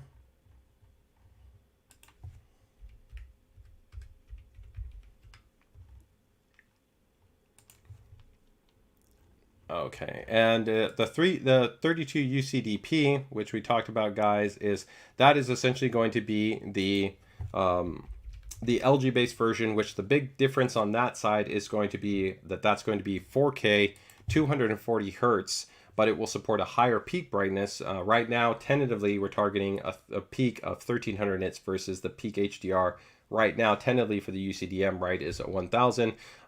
So there's going to be a difference in that. And also the FHD toggle, where the UCDP will offer you essentially a toggle to 480 hertz. So you either have 4K 240 or you have full HD 480. So you have those two options. That display will also offer BFI support that will be made available to that unit as well. And the rest of the other kind of core features will also be present on that monitor as well. So on both sides, you're pretty much going to get a very consistent experience resonant to the ASUS design points. So it pretty much comes down to what is going to be your preference in terms of, which option. So let's go ahead and just take a look. The image is going to look very much the same for the UDCP, so it won't look any different than the UCDM because again, they're both 4K. They both feature the same ID design, same bezel design, same layout. Everything's going to be the same. It's just those panels are different. One is going to be the QD OLED and one's going to be the W OLED. One will, like I said, have the FHD toggle, so you'll be able to have the 480, and one will have a bit of a higher, of course, peak brightness rating with the W OLED, right? But again, you also have to consider whether you like the glossy, semi-gloss, or whether you prefer the AR matte coating on the display. So if we take a look at this quick recap that you can see right here, the UDCP versus the UCDM, right? Both 32 inches. They're both 4K at 240. But the UDCP has, of course, the FHD toggle, so 1920 by 1080 at 480 hertz.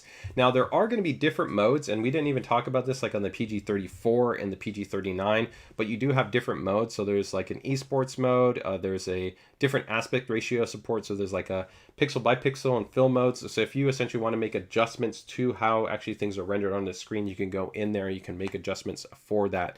Now, you'll also see right here, the UCDM right now is the only one that has Dolby Vision, so both have HRD10, right? But you don't have Dolby Vision on the UCDP, so do keep that in mind. That'll be another differentiation point. But the rest of all the kind of the core feature set that we talked about, so the display widget, the custom heatsink design, the threaded mount, the OLED care options, the USB-C 90 watts, all of that stuff is going to be the same between the two, okay? And the UCDP is going to be targeted right now, no pricing, but that should be early Q2 timeframe.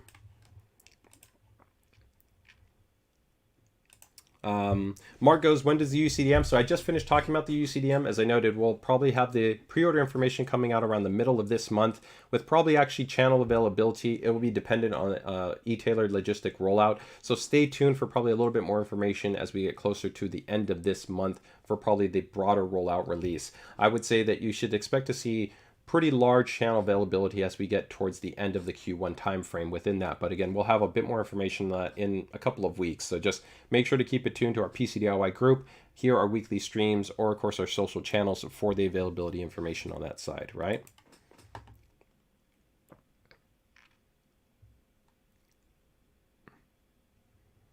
So Douglas goes for ULMB. So ULMB is different, guys. You do want to keep in mind, technically we refer to as BFI on our side as ELMB. That is our branded term, but it's BFI support. ULMB is different because ULMB is specific to NVIDIA and requires their design implementation. And right now, ULMB is only achievable in coordination with the FPGA module that's utilized within the G-Sync module. And it's quite impressive.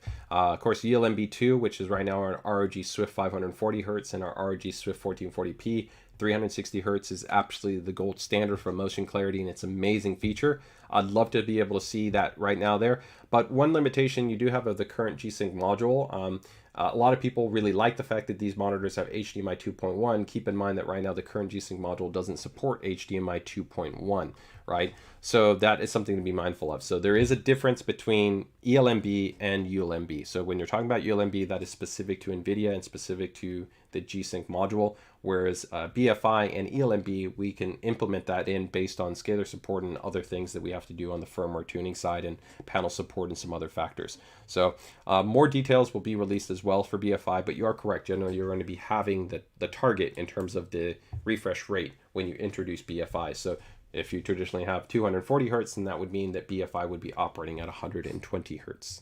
Okay.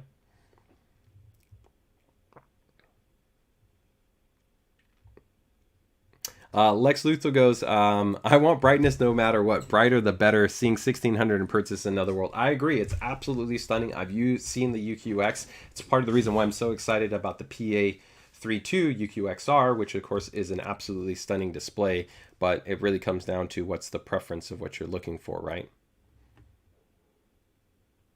Okay, so let's go ahead, and now that we talked about those, let's talk about that new ProArt series monitor. So let me go ahead and bring that guys up. So again, if I missed anything, guys, I think I talked about all of the new OLED displays. The only one that I didn't touch on, let me go ahead and bring it in here, is we have the last one that I'll quickly note on, but this one is still quite a bit away, so I don't want to spend too much time talking on it, right? But we have of course the upcoming PG27AQDP.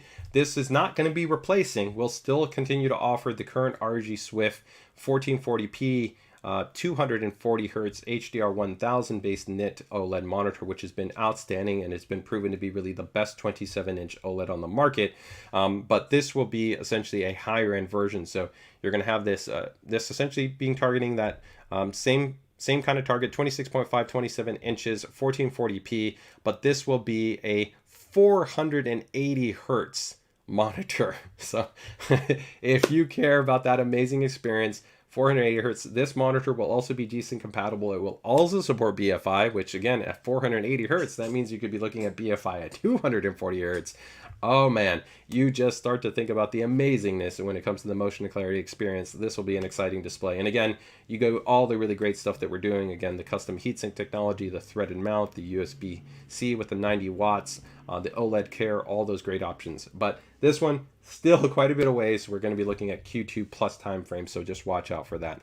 But let me go in and talk about some of the like I said, that new ProArt monitor, because I'm very excited about that ProArt monitor, so I want to talk about it. So let's talk about these two guys, and these are also going to be available pretty much very shortly. One of them actually already right now. So all right, so let's go ahead and talk about this one. So give me 1 second right here.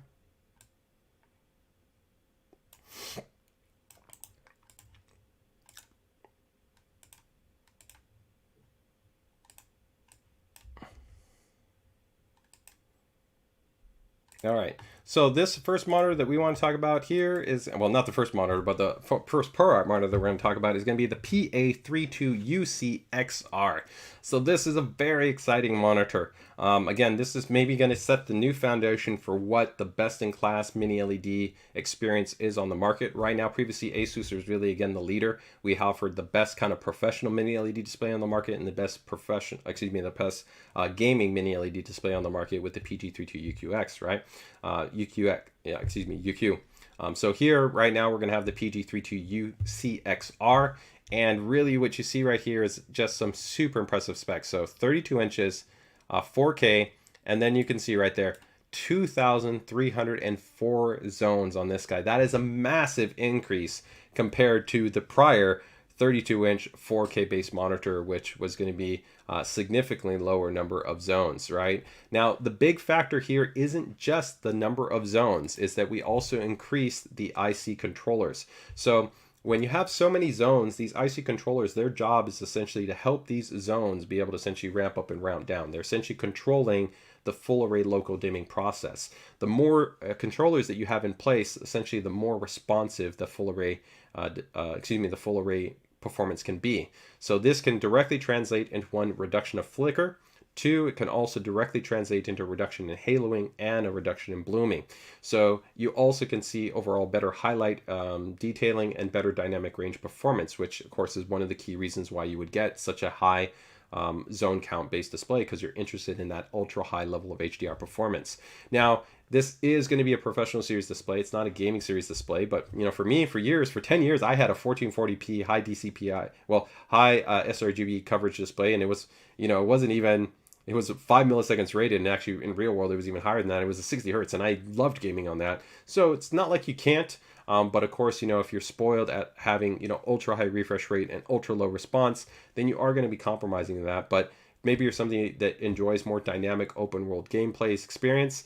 It could definitely be using that, but this is a professionally targeted display, right? This is really for professionals out there that are using the best grade cameras, whether it's in videography, whether it's going to be in photography, portrait, landscape, sports, and they're capturing, 20, 30, 40, 80 megapixels. They're shooting in high dynamic range content, shooting in RAW based video footage. They're shooting in HDR based workflows. So some other cool things that this display has, it has an integrated colorimeter. And I'd love to know, for those of you guys on the gaming side, how many of you actually calibrate your monitor? We know from our last poll, most people don't actually even calibrate their monitor at all. So the fact that we actually take ROG displays and we factory calibrate them for you so that you get a great out-of-box experience is great. But one of the things some people don't realize is you can get things like color drift. It means actually the colors can drift off over a period of time. This can be affected by multiple parameters. This is really cool because there's a built-in colorimeter. Would you like to see a colorimeter come included with one of the gaming monitors on the high-end side, so that automatically you know, every 30 days it's going to come out and it's going to calibrate your monitor to make sure it's perfectly in alignment and you're going to be good to go. Plus, ProArt series monitors have a really cool feature that is actually hardware-based ICs for storing their profile data. That means that regardless of the device you connect to, you can always make sure that it's a consistently calibrated experience, because when you store your calibration data on the device, it's actually inconsistent. You can go from one device to another, you switch from like your laptop to your desktop, and you could actually have a different experience because the calibration data is actually on the system, it's not on the monitor. So again, very, very high performance, 97% DCI-P3. Outstanding, of course, HDR performance, that integrated colorimeter that you have on there, Thunderbolt 4. Of course, high-speed 4-port USB connection on there, and an included monitor hood. So this is a very, very impressive display. Again, we'll send the benchmark really probably for this year in terms of overall performance. Again, you can see that peak brightness 1600 nits with the HDR certification of 1400. Also supports Dolby Vision and Calman ready support here. So this is going to be the PA32UCXR. Okay. So yeah, I have a ProArt monitor that I have played on before, and we do have even a couple of ProArts that actually have high refresh rate. We have a ProArt that's been 120, 144, and even a 165, just because we also see some creators sometimes want hybrid usage, so they're gaming and they're also creating, but also there's sometimes users that are shooting in high frame rate and want actually the ability to have higher refresh rate support as well. Plus also just higher refresh rate, it feels better in the desktop, right? Sometimes it can just feel more snappy and nicer in terms of the experience. Right.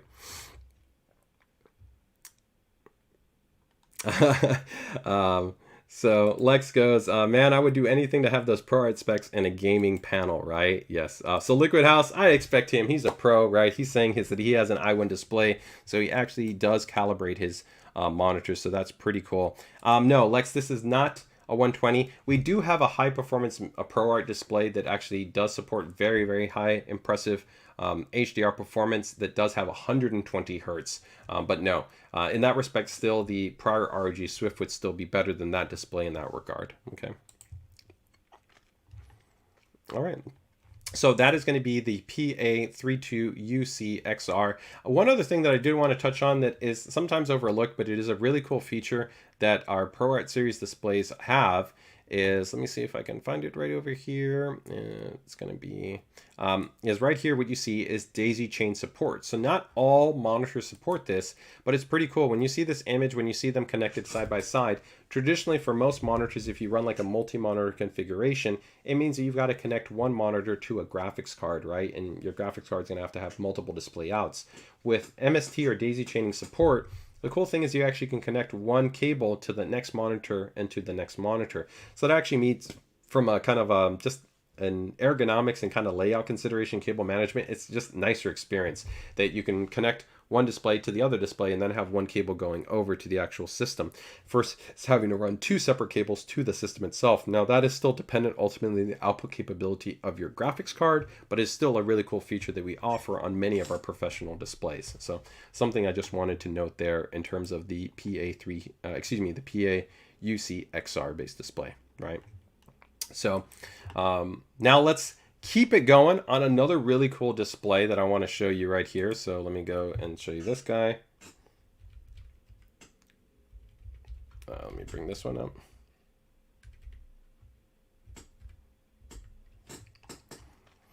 All right, so this is going to be pretty sweet. On this side, I want to show you and this is going to sound surprising, 4K at 24 inches. And again, this is under our ProArt line where some people are like 4K 24 inches. But one of the really cool things is that this is going to offer a much tighter level of pixel density. So if we probably talked about a like 32-inch 4K monitor, you know, your pixel density is around like 130 or something like that. This is going to be over I think 185 in terms of the pixel density. So it's super sharp, and that's because this is a little bit more of a hybrid monitor. So it's designed for one stationary use, but predominantly as what we refer to as a more on-set monitor. So like Mods by Ben, a photographer, Liquid House, guys that do a lot of really great photography, right?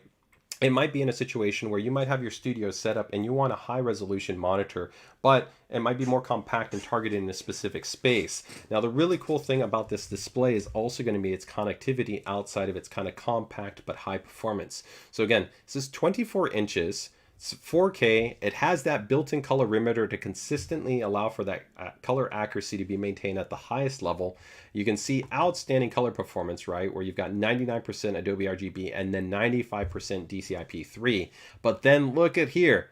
This is pretty sweet. One of the only monitors on the entire market that has it. This has not just your traditional connections with HDMI and DP. It actually has, that's right, SDI. So if you have professional higher-end camera equipment on the market, so select Canon cameras, RE cameras, right, Red camera systems, where you have these high-grade SDI-based connections, we've had creators that have been asking us for years, can I have SDI natively in the monitor? So now they can natively jack into this and be able to have essentially that on-screen display with high color accuracy in a bigger picture, because a lot of the SDI monitors are actually smaller. They're usually something like, maybe it's like, 9, 10, 12, maybe 17 inches if they're really big. So 24 inches is quite a bit bigger. But you then get these cool things like you get the colorimeter, you get the advanced connectivity, higher than standard brightness than a lot of those displays have as a normal actually desktop monitor as well. That color space integration, that hardware level IC that's built in there, that true 10-bit panel that's also on the unit. So this actually is a really cool, really interesting, really unique base monitor in terms of what we're offering. So this is the PA24US. And actually, I think at its price point of $1,300 is very reasonable for the level of performance and the flexibility and the connectivity that this offers. So again, for some of you guys out there, you might be like, this totally doesn't make sense for you, but that probably means that you're not the kind of intended user base. But if you're a professional creator that has like a studio space, this could definitely be something of interest and have value to be able to offer you, like I said, this sharpness, this clarity, the color performance, the calibration, and that connectivity, especially with the integration for SDI, which is pretty nice, right? So Michael goes, you make me want to buy a camera now just to get this monitor. It is pretty sweet. Swole Standards goes, did you go over the 27-inch yet? Which 27? If you're talking about the 27-inch for the ROG SWIFT OLED 1440p 480 Hz, yes, I did. So you could just you can rewind a little bit in the stream, go back and check it out. But I did cover that display in there. Okay. All right. Oh, I love that. Liquid House goes, is our 13-inch ProArt. We overclocked to 120 Hertz. Not sure if we told you that. That's pretty awesome. I love that. That's pretty cool. So pretty sweet. I'm definitely a fan of that. All right, so that is going to be another display update that we have there, guys. So pretty cool, pretty cool. All right, let me go ahead and let's keep rocking and rolling. We've got some more updates before, we still got probably about 30 minutes left here. So we're going to keep going through, guys. Give me 1 second. Let me bring up the rest of my deck. I'm going to get a little bit to drink here. And again, give anybody that had an opportunity that has some questions, if I missed out on something, to let me know on that, and we will keep kind of moving things along there. So give me 1 second. And I have some confirmed pricing on some items that I wanted to touch on here. So let me make sure. Okay, here we go. All right.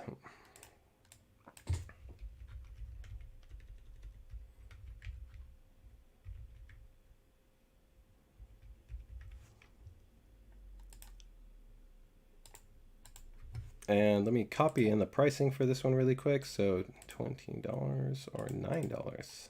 All right.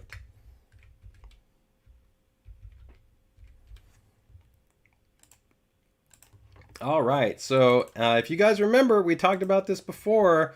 We actually had the ROG Thermal Compound coming, and it's going to be coming pretty soon. Probably maybe by the... Yeah, I think actually within this month. So probably within maybe the next 2 to 3 weeks, it'll be available.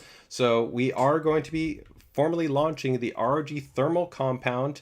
We're very excited about actually offering this. We're going to offer 2 essentially options. We will have an ROG Thermal Compound kit, and the kit will come included with, let me show you right here, where it will be essentially your thermal compound, your application tool, your actually cleaning wipes, and then 2 stencils. So you will actually have the option for both. So the kit will come in at $20, which actually I think is very good. And We'll actually have a dedicated stream. We're going to talk about this more. We're actually going to be getting out a lot of samples out there for people to be able to see hands-on performance. So I'm not going to jump in yet and break the performance expectations, but you can definitely feel confident. This has been validated and already being used by our world-class overclocking team. If you guys know anything about ROG and ASUS, we have set continual world record levels of performance with our own internal team that have featured absolutely world-class guys year after year pushing the envelope when it comes to performance. So from that perspective, we're somebody that inherently knows and has worked with the best compounds on the market, and we're very excited to be able to offer a very performant based solution to enthusiasts that want another option. Now, that's not to say that there's not tons of great thermal compounds. Myself here, you guys have seen, we've been advocates and worked with many partners, and we love all kinds of thermal compound from other companies as well. But this is for those of you that just want a holistic option, right, and you want to be able to have something available from ASUS. We're going to be offering it now with the ROG Thermal Compound. So $20 is going to be for this kit. So you'll see right here, that will be then your syringe, your application tool, your 2 cleaning wipes, and then you will have corresponding stencils, and the stencil will either be for Intel or they will be for AMD. So you'll actually have ones respectively for each one. Of course, the IHSs are a little bit different for either AMD or for Intel, and that's the reason why you have 2 stencil kits. Okay. And you'll see kind of that's what it looks like in terms of the application. The stencil is designed to essentially allow for the nominal application. So you can make sure that once you hit that stencil target and then you apply that over, it will correctly essentially distribute across the IHS surface so that you get the right application amount. That's the whole point for the stencil. If you're somebody like me, I've always been somebody that uses a finger cod, and I would just manually apply, make sure that it was consistent and even, and I've been very happy with that method for years. You don't have to use the stencil. If you rather freeform it, you rather go with your pentadot, with your cross, whatever your application method might be that you prefer, you can of course go that route. But part of the value add with the kit is that you're going to be getting those stencils. Okay, so let me go ahead and show you, if you just get the single pack, with the single pack, what you're going to be getting. And the single pack will of course just be just the syringe itself. Very straightforward, right? That will be your single pack or your kit. So either one. Again, the pack will come with your 2 sets of stencils, your cleaning wipes, your application tool, and the syringe. And then the other one will just be just the syringe itself. So $20 or $9. Okay. So some feedback from Liquid House. We're going to be sending over some hand mibs. You guys know that he does plenty of builds. Also, maybe some other guys in the PCDIY community. So again, if you're part of the PCDIY group and maybe you want to get in on getting some ROG Thermal Compound when we launch it, make sure to join the group and check it out. But definitely, I think for some of our great community members that are builders and modders, we're definitely going to be sending some stuff out. So Liquid House, I know I've reached out to those. I'm going to definitely send over some over to our friend Sniff, send over some to Justin Chu, send some over to PGPCs, you know, a lot of the guys in the community, so people can get hands-on, because we want people to share on the experience. I think that's the best way to have people talk about what their experience when it comes to the viscosity. Viscosity, I think, is always important in a thermal compound. What's that application experience like? What's the break-in period like, if there's a break-in period? So more information to come. I don't want to go into all of it, but just be aware this is now our formalized pricing. We'll be getting ready to launch this guy in the not too distant future. And Jack goes, can we get some LEDs on the ROG thermal paste tube? Good feedback. I don't know if we want to increase the price just by adding in some RGB, but you know, definitely we'll pass that feedback from there. Lex Luthor goes, is it okay for me to use 4 sticks of RAM on my X670 Hero with the 7800 X3D yet? I remember hearing issues in the beginning. So this is actually, we've covered this actually in depth. We have a really great guide that I have in the PCDIY group called DDR5 Insights that talks about what you have to consider for the AMD port table. When you essentially go to 4 DIMMs, depending on the rank or the density of the memory, that reduces the scaling support. So actually for AMD, take for instance, the nominal memory divider with 2 DIMMs at single rank is going to be 5200. But if you actually go to 4 DIMMs, you can actually, in theory, drop down the memory divider officially to run as little as 3600. So that means if you try to actually overclock your DIMMs, and you run 6000, you can actually see how you're really pushing the IMC memory controller. So there's a lot of active factors to consider. Plus, there's not actually many 4DIMM kits. So you're also introducing variability by probably mixing kits, which means you're buying 2 kits that were validated with a specific set of profiles and timings and a voltage for 2 DIMMs, but you're trying to force 2 sets of DIMMs to run in a 4DIMM configuration that it was never validated for. So that also introduces variability. The long and short of it is, your question is, can you do it? Yes, you can do it. You just have to be conscious, what are the limitations? Generally for AMD right now, most CPUs, not all, but most CPUs will generally be able to hit a 6000 MT overclocked divider with minimal issues, especially for single rank configuration. But when you go to 4 DIMMs, I would say comfortably your target shouldn't really be 6000. Your target should probably be much more in line with thinking about 4800 to 5200. Now, could you see better than that? Yes, but it'll vary depending on the PCB design, the memory tuning of the board, as well as also the IMC quality, and even sometimes the ICs. Different ICs from different vendors sometimes have different scaling success. So SK Hynix versus Micron versus Samsung. So there's a couple of things. Again, we've covered this really in depth in the group, so I'd recommend check out the PCDIY post that we have on DDR5 Insights. Also go maybe check out some of our streams on there, and just make sure to update to the latest UEFI. But yes, can you get fully stable operation with 4 DIMMs? Unequivocally. Your issue is not just running 4 DIMMs. The real question is, what is the speed that you want to be able to run those 4 DIMMs at? And that is directly affected by rank and by density. Okay. All right. Let me go ahead and say, let me go. Simon goes and asks, what's the fastest input lag on the PG32? So actually, generally, most of the presets are generally going to be about the same input latency, right? So, you know, whether you call it input lag or display lag, it's pretty much going to be consistent. Our prioritized kind of primary focus one is going to be racing, but FPS and racing actually are the same, and actually even sRGB should pretty much be the same. You shouldn't really see a difference between really any one of those three. But if you don't want to kind of really tweak or tune or anything, I believe right now the default is racing, so that's going to take care of you. You're not going to be good to go. But because we don't have modes that are essentially designed to add in extraneous kind of post-processing, you don't really need to worry about that. The only time you have to worry about generally adding more input lag is whether you're going to switch from SDR to HDR, right? Because inherently in HDR, because you're kicking in the full array local dimming, that adds latency to, of course, the input. Okay.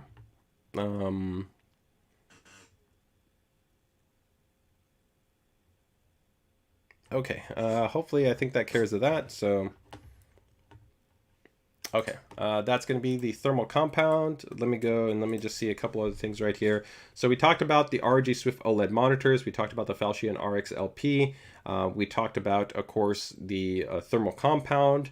We talked about the A21 chassis.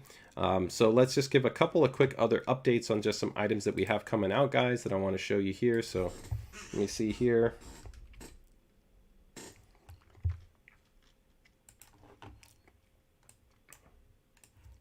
This is going to be one right here. So let me bring this up. Let me bring up the pricing right here. 210. Okay.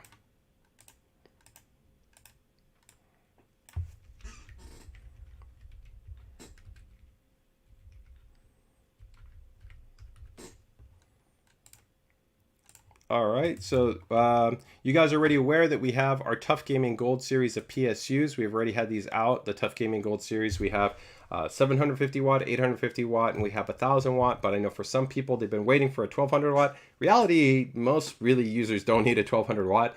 I mean, that's, you know, running a 4090, even with like a 1300K, 1400K, 7900X, with 7900 XTX. None of those are going to be needing even actually an 850 watt. Your nominal power envelope is actually going to be below that. You of course have to account for everything you're adding in, but some people just like to have sometimes extra heavy spec. And if you want more buffer, well, we're going to have that for you. Of course, we've already had 1200 watt previously with the Thor series. And now we're going to be again offering 1200 watt, where we'll have a 1200 watt model for the TUF Gaming Gold as well as for the ROG Strix Aura Gold. ROG Strix Aura Gold will probably be coming a little bit later this month, with the TUF Gaming Gold pretty much coming out within about the next week or two. So TUF Gaming Gold again is going to be fully modular, ATX 3.0, 1200 watt, $210. I think very reasonable for its price point and its performance. I also make the point that I still think our cables are the best cables, bang for the buck in terms of what you get included for the PSU. So if we take a look here, let me see if I have my TUF Gaming PSU cables. Do I have my TUF Gaming PSU cables? My image here.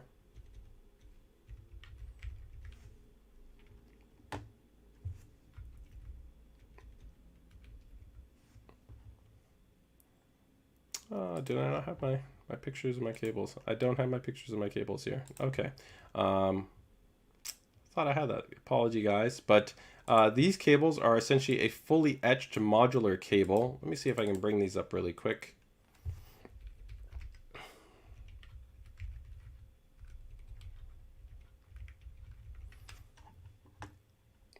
The big thing I love about these cables is going to be that they offer kind of a soft level of malleability to them. A really nice level of just kind of look and feel to them, which makes them really easy to route. They're almost kind of like an individually sleeved cable, but much less expensive, so you don't really kind of have to make that investment to go with full, custom cables or custom extensions. Of course, you can still do that if you feel that there's going to be value to the total degree of the look and feel of your system. But overall, I'm a big fan that if you're looking for something that just is a really nice experience right out of the box, then I think it's a great option. So let me see if I can quickly pull these up.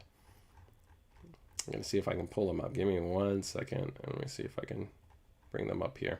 And also as a soft update, I don't have it yet for you in terms of the pricing, but we'll pretty shortly, probably later this month, we'll finally have the release for the TUF Gaming Gold 1000 watt in white, and then the ROG Strix Aura Gold, which will also be in white. So if you've been looking for essentially those white variants, that will be another update that we'll having coming in the not too distant future. Is again TUF Gaming Gold 1000 watt and the ROG Strix Aura Gold. And for some people that wonder, well, why would I want to get the ROG Strix Aura Gold? You do have a little bit of the RGB, but even outside of the RGB and a little bit of improvement to the topology, I would say the main benefit is the ROG Strix Aura Golds are the absolute quietest PSUs in the industry. They're absolutely stunning in terms of their noise profile. It's absolutely bonkers. If you look at actually their noise profile measurements, it's pretty insane the level that it takes before the actual PSUs ramp up at all. So if you're somebody that's super sensitive to noise profile, maybe you have a smaller system that's maybe very close and next to you, then I would recommend checking out the ROG Strix Aura Gold.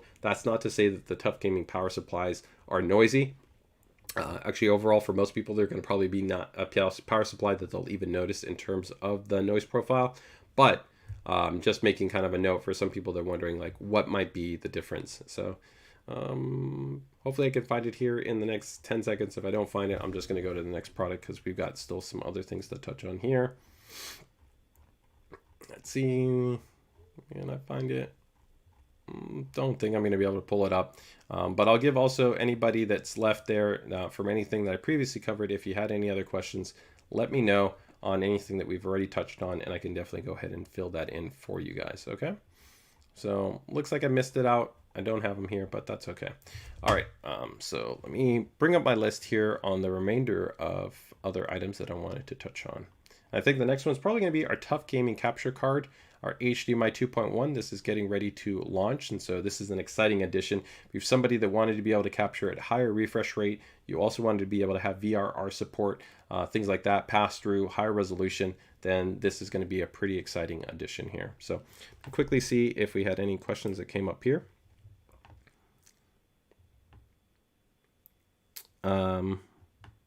Yes, I will touch on the CarNX, so no worries on that. What is considered ASUS's flagship motherboard? Hey Gary, that's a really good question.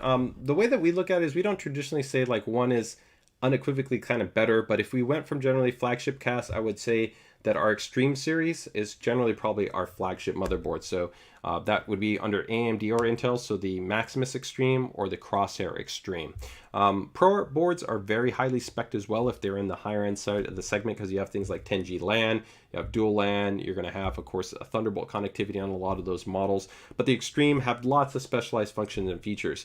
For me, though, I generally usually look at our Hero class product, and our ProArt product is probably generally our high enthusiast product that for the majority of people would truly be a flagship level product. If you look at something like our Crosshair Hero board or a Maximus series board, the feature set is outstanding, has very, very specialized functions and features that even the most demanding enthusiasts can appreciate. The port counts are really high, the expansion counts are really high. So unless you want some of the specific items on that might be exist on an Extreme board, which also can potentially be sometimes a negative. An example is an Extreme board is going to be an EATX board. That means it's going to be less compatible with most chassis, versus the Hero gives you pretty much top of the level spec on every single thing, but is still an ATX based motherboard. So you always kind of want to balance out your estimation of what you're looking at based on, you know, your budget and based on your use case and your build profile, right? So in that perspective, The Hero for me is, I feel like, our flagship for most people, but if you're talking about pure spec wise, feature set wise, then generally the Extreme. Although even within that detailing, we have boards like the Apex, which the Apex would be able to provide even a better experience than sometimes either one of those boards if you're talking about overclocking. And this is how we really design our product. We more critically look at what is the use case for the user and then try to define the feature, function, or spec. If you're looking at boards and you want to learn a little bit more, we have a really great live stream that I did that only covers our motherboards for the Z790 series as well as for the AM5 series. So I cover actually all the motherboards from top to bottom, all their features and their functions and design. That can be really useful in terms of giving you something. I did find the images, guys, here, so let me actually show this to you, courtesy of Mr. Matt Lee.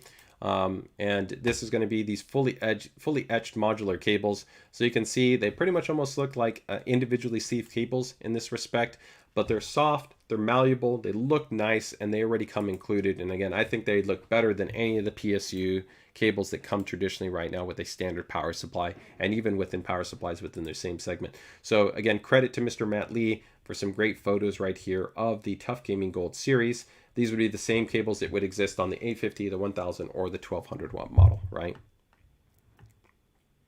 So JC says the best motherboard is the one that suits your actual use needs and budgets. Dual LAN on a ProArt versus a single LAN on a Hero, even though the ProArt is a higher price, right? So yeah, that all, again, it all depends on, you know, again, I agree exactly with what Justin said, and I think that's just what I said as well, right? Where it comes down to what is your use case, what's your budget, what's your build intent, and then picking the right board for you. Like, even when people sometimes say, what's the best board for me? I'm like, well, what are you building? You're building a micro ATX, you're building an ATX, are you going to water cool, or you're not going to water cool? Do you care about overclocking?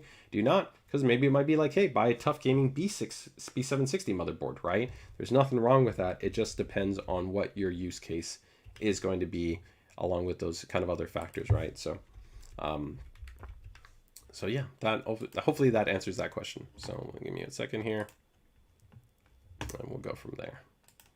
And the one thing I would say though, it depends on the board segment, but actually, Justin, you know our boards actually pretty well, but the pricing actually is cheaper on the ProArt for, like, take for instance, like Z790. I think Z790 is 460-ish or something, 460, 470, versus, like, of course, like the Dark Hero. Dark Hero is more, the Dark Hero is like 700, although we still have the original Hero, which is a bit less than that, but even that Hero I think is still more expensive than the ProArt board, right? So like right here, yeah, see, $699 for the Dark Hero, right? Either which way. So let's go ahead and go here.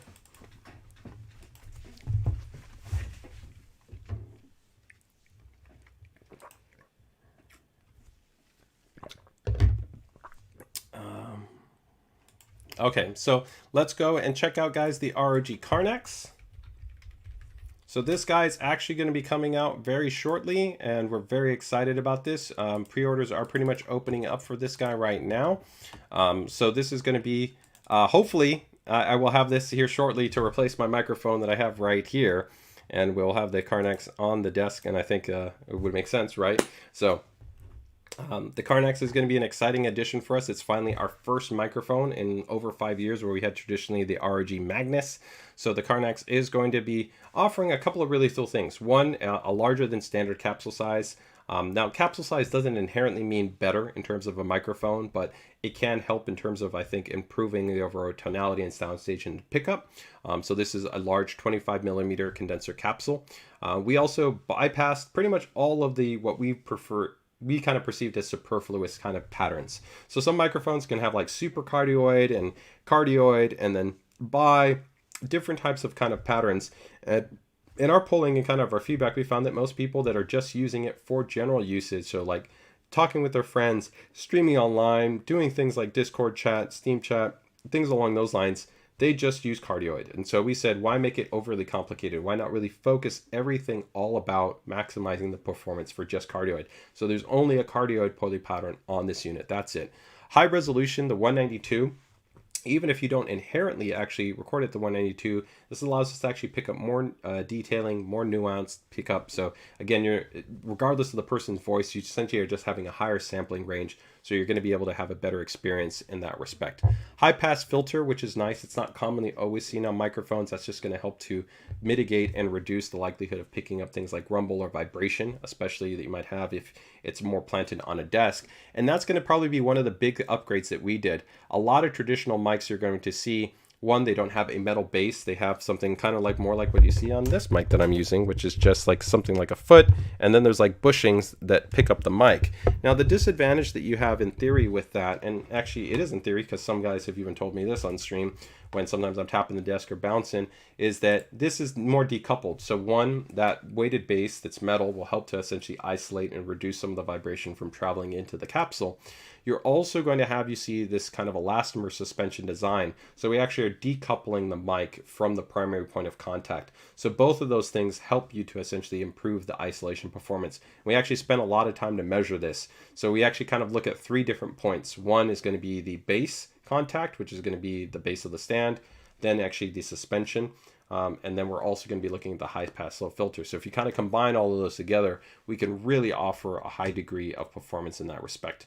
Multifunction multifunction dial, one touch option for actually mute. You can see in white and black, the black will first be available and the white will be a little bit later. White probably closer to like late March timeframe in terms of availability, right? Now, you will also, of course, have mounting support. So if you do want to put this on a mic boom arm, you can entirely do that. So you don't have to worry that the unit has to be used on a stand. You can actually go ahead and decouple that, and you can also use it on a boom arm. So the choice is up to you. You can actually go in and check on the website. You can actually see the difference between the high resolution pickup and a standard pickup. And it is actually notable. It's actually pretty interesting, especially depending on the kind of the octave range of your voice. It is something that you can pick up a little bit more. Just helps to improve, I think, intelligibility and clarity and pickup overall, which is pretty nice. We did work closely, of course, with a professional streamer and player in terms of helping to validate this and be able to provide their experience and their feedback along with the rest, of course, of our R&D team. I think it looks really good. I love the overall aesthetic, right? And again, you can see the integrated pop filter, so you don't have to worry about like a mesh or anything like that around the unit. It's all integrated in there, so it covers your explosives. For like me, I sometimes have my explosives going on, so I have to be mindful of that. The one-touch mute, the real-time monitoring, so you have a rear connection for 3.5 millimeters, so you can listen with low latency. You can also, of course, have that multifunction jog dial, which gives you control over different elements, including the high-pass low filter that's on the unit. And you will have, of course, full software suite control, so you don't have to use any software. It is a plug-and-play based product. It's also pretty cool. It's very efficient in terms of its power. It's only about 200 milliamps in terms of the USB bus. So some people don't realize some microphones can actually take a higher level of power draw, which can actually cause a poor level of performance depending on the device you're connecting it to. So we're pretty impressed with the performance across pretty much any USB port. But you have different profiles, so you can set different patterns. So if you wanted to have like a pattern for like, you know, general like calls with friends or family, or for like work, and then you want to have one for streaming, and then you want to have one for gaming, you can set different profile parameters. You can have different noise gates, you can have different EQ wave adjustments. All of that can be tuned within the software and you're good to go. So a lot of flexibility in that regard that's been built into the unit. And of course, you have full RGB Aura sync support. So if you guys have an Aura ecosystem, then of course we'll synchronize with all of those. So you're going to be good to go. So that is going to be the ROG CARNYX. I think a great addition to our lineup. Pretty much it was like one of the last items that we didn't have in our kind of lineup of peripherals, right? So we had our keyboards, we had our mice, we had our headsets, we had camera, we had pretty much all these items, but we didn't have our mic. So we're very happy to be able to finally add in the ROG CARNYX, and I think it looks good. So what do you guys think? Do you like the look of the CARNYX? So JB goes, can you turn off the RGB? 100%. You can turn off the RGB, so you can go in and you can just set it to dark mode. When you set it to dark mode, there won't be any RGB lighting at all.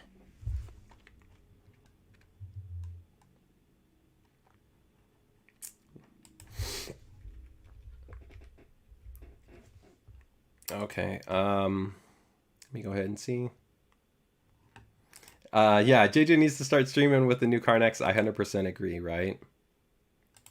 JC goes, off-topic question, the 1000-watt Aura White PSU. Yeah, so Justin, I noted that earlier when I talked about the TUF Gaming. So we'll have both the ROG Strix Aura Gold and the TUF Gaming Gold White. Should be in March timeframe is what I think our estimate right now is. We'll have updates in the group and here on the stream as soon as we have it ready for availability. But I think probably late late February is probably going to start getting them into inventory, and probably the release won't be until March timeframe. Okay.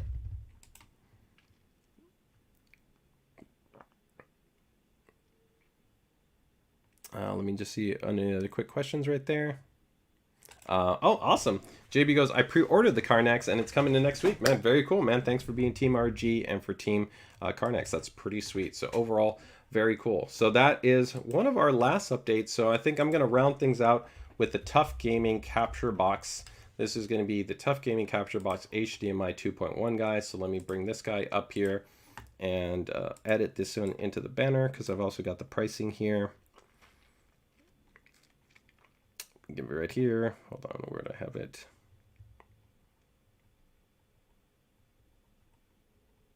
I did have the price. Oh, yeah, there it is. Okay, 260. Okay.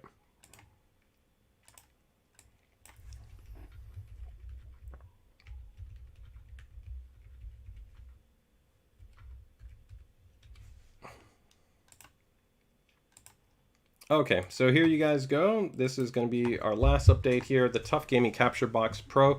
So this has been one of the long-awaited items that a lot of people are looking for. So for a HDMI 2.1 capture box. So this is going to allow for high resolution, high refresh rate, along with HDR and VRR support. So 4K up to 144 hertz, 2K up to 144 hertz, or full HD up to 240 hertz. Right, so lots of flexibility in there. There's two 3.5 millimeter jacks that are also going to be on this unit, giving you flexibility for headset and controller. It's fully certified with OBS, but this is a full what's called UVC compliant capture card. So that means that there's no drivers to install. It's plug and play. So you can use this with OBS, or you can use it with vMix, or you can use it with any other application you want. It's passive. Even like I said, from a plug and play fashion, if you just plug this in and you were to plug in like a camera or any other device, it would pop up and it would recognize that. So it's a plug and play driver feed based solution. Now, if you install the software, we do actually have a full software suite that's inside here, which actually allows you to have some pretty cool control options for recording, for splicing, for doing things like that. But even actually the RGB on here actually is intelligent. It actually provides you usable information. So it just doesn't actually look cool. It can actually provide you information like HDCP handshaking issues. So sometimes what we found in the past for some users is that they could find an issue when they're actually connecting all their devices but not know why it's not working. So one of the cool things is that the lighting will actually report to you whether you're experiencing a potential issue. So you can see right here, you can have different lighting effects for different levels of functionality. So you can see when it's going into standby mode, it will go into something when it's in working mode. If the HDMI device isn't found, or if there's an abnormal HDMI signal, or there's an EDI ID failure, which can sometimes happen with certain displays, or maybe a certain issue with the cable, the light can actually be usable. So it's cool, it can be controlled, it can be customized. You can see a full software suite that gives you the ability to do low latency previewing, recording, streaming, audio control, customization. All that stuff is baked in there. Be able to have controls independently for the audio and for the mic that you have in there. You have toggle options for HDCP compliance as well. Easy options to be able to target enabling HDR and non-HDR. Now again, if you don't need the full feature set of this one, we have the standard TUF Gaming Capture Box, which is not going to be HDMI 2.1, which for a lot of people might be perfect. You might not need the HDMI 2.1 functionality for that higher refresh rate.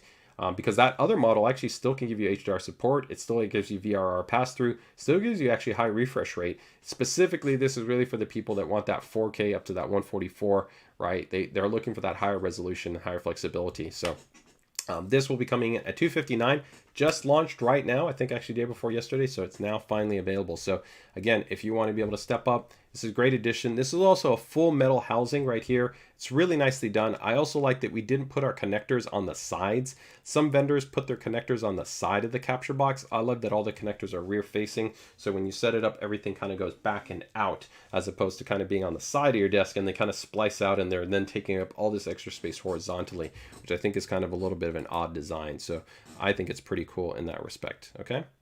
So Snef goes is I have this TUF capture card, so easy to set up and works perfectly for a dual PC streaming. That's pretty sweet. Yeah, man, thank you, Snef. That's exactly the tape typing experience. So I think he's saying he has the standard, not the pro. So he has the original version. It looks identical. It's just the spec is a little bit of the older version. This is just the newer HDMI 2.1 version. So again, that's great feedback though, to have somebody that's been using the prior HDMI TUF gaming capture box, just not the pro variant. So this is the brand new one that just launched right now with HDMI 2.1.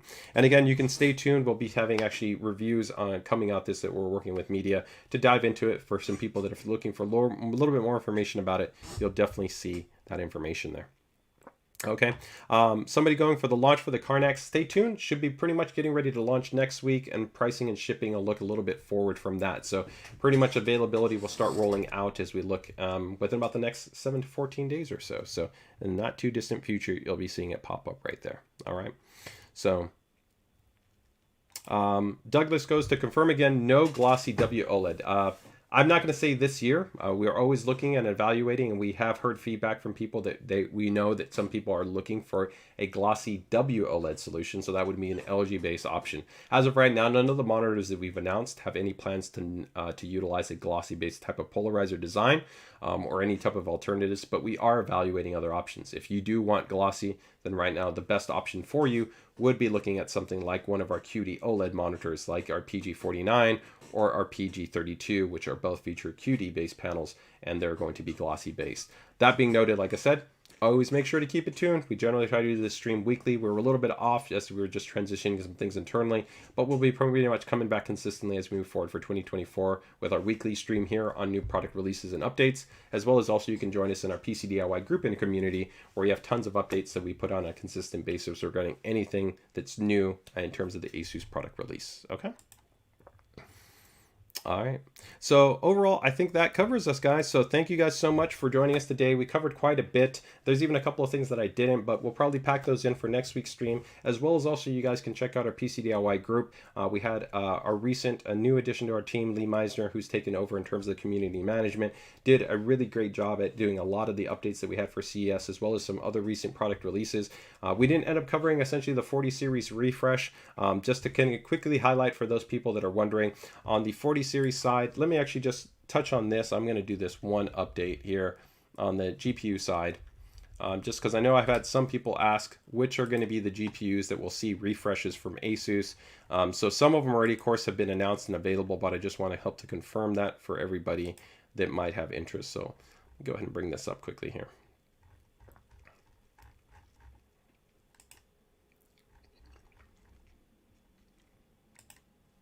All right, so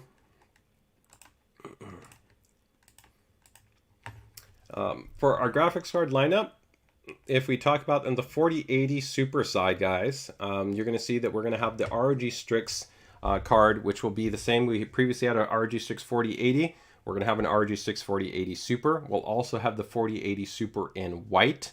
Okay. We'll have an ROG Strix 4070 Ti Super, and then we'll also have an ROG Strix 4070 Super. So again, ROG Strix in the 4080, the 4070 Ti, and in the 4070. So in those three, you're going to have essentially ROG Strix-based cards. And again, the 4080 will be the only one that will right now be offered within the white. So both a black and a white-based version.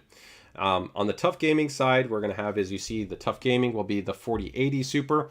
No white version for 4080 on the TUF Gaming side, but for the 4070 Ti, you'll have a black and you'll have a white and you'll have a BTF, right? And then you'll also have a TUF Gaming Super-based version as well.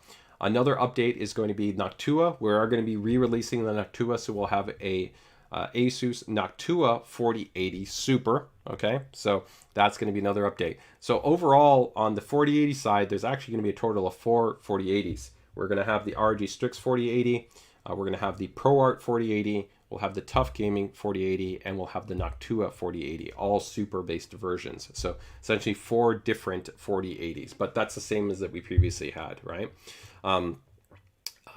For the ProArt lineup as a whole, you see pretty much just a supplemental refresh. We already had ProArt cards that went all the way to the 4060, so that continues through because the models that didn't essentially see Super Series refreshes are going to be the same. So again, we're going to have the ProArt 4080 Super, ProArt 4070 Ti, ProArt 4070, and then we also have the ProArt 4060 Ti as well. So lots of different ProArt based cards.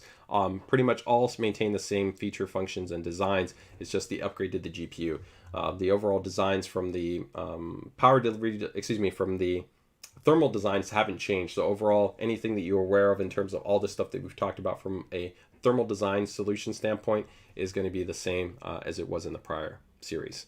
Okay, and then our dual series refresh is going to be 4070 Super cards, and we're going to have the same thing that we did. We have the white and the black, right? So just like what we talked about before. So you have the black Super, and then we have the white Super. Okay, and that'll be it. So that's just a quick update on those. Let me see if there's any quick sessions right there.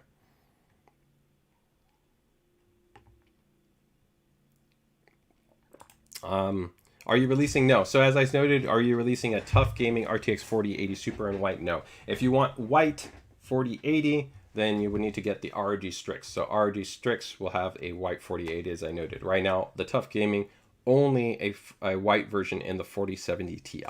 Okay? All right. All right, guys. Thank you guys so much. Appreciated being able to do this live stream and kick off 2024. So as always, thank you guys for staying with me here. We packed in quite a bit. So with that, take care, take it easy. If I missed any of your guys' questions, comments, or feedback, feel free to go ahead and drop them in the comment section. I'll do my best to go ahead and follow up with there, or go ahead and check us out in our ASUS PCDIY group, which is linked in the description. So with that, guys, take care, take it easy, enjoy the rest of your day, stay safe, stay healthy, and best of luck with your builds, guys. Take care.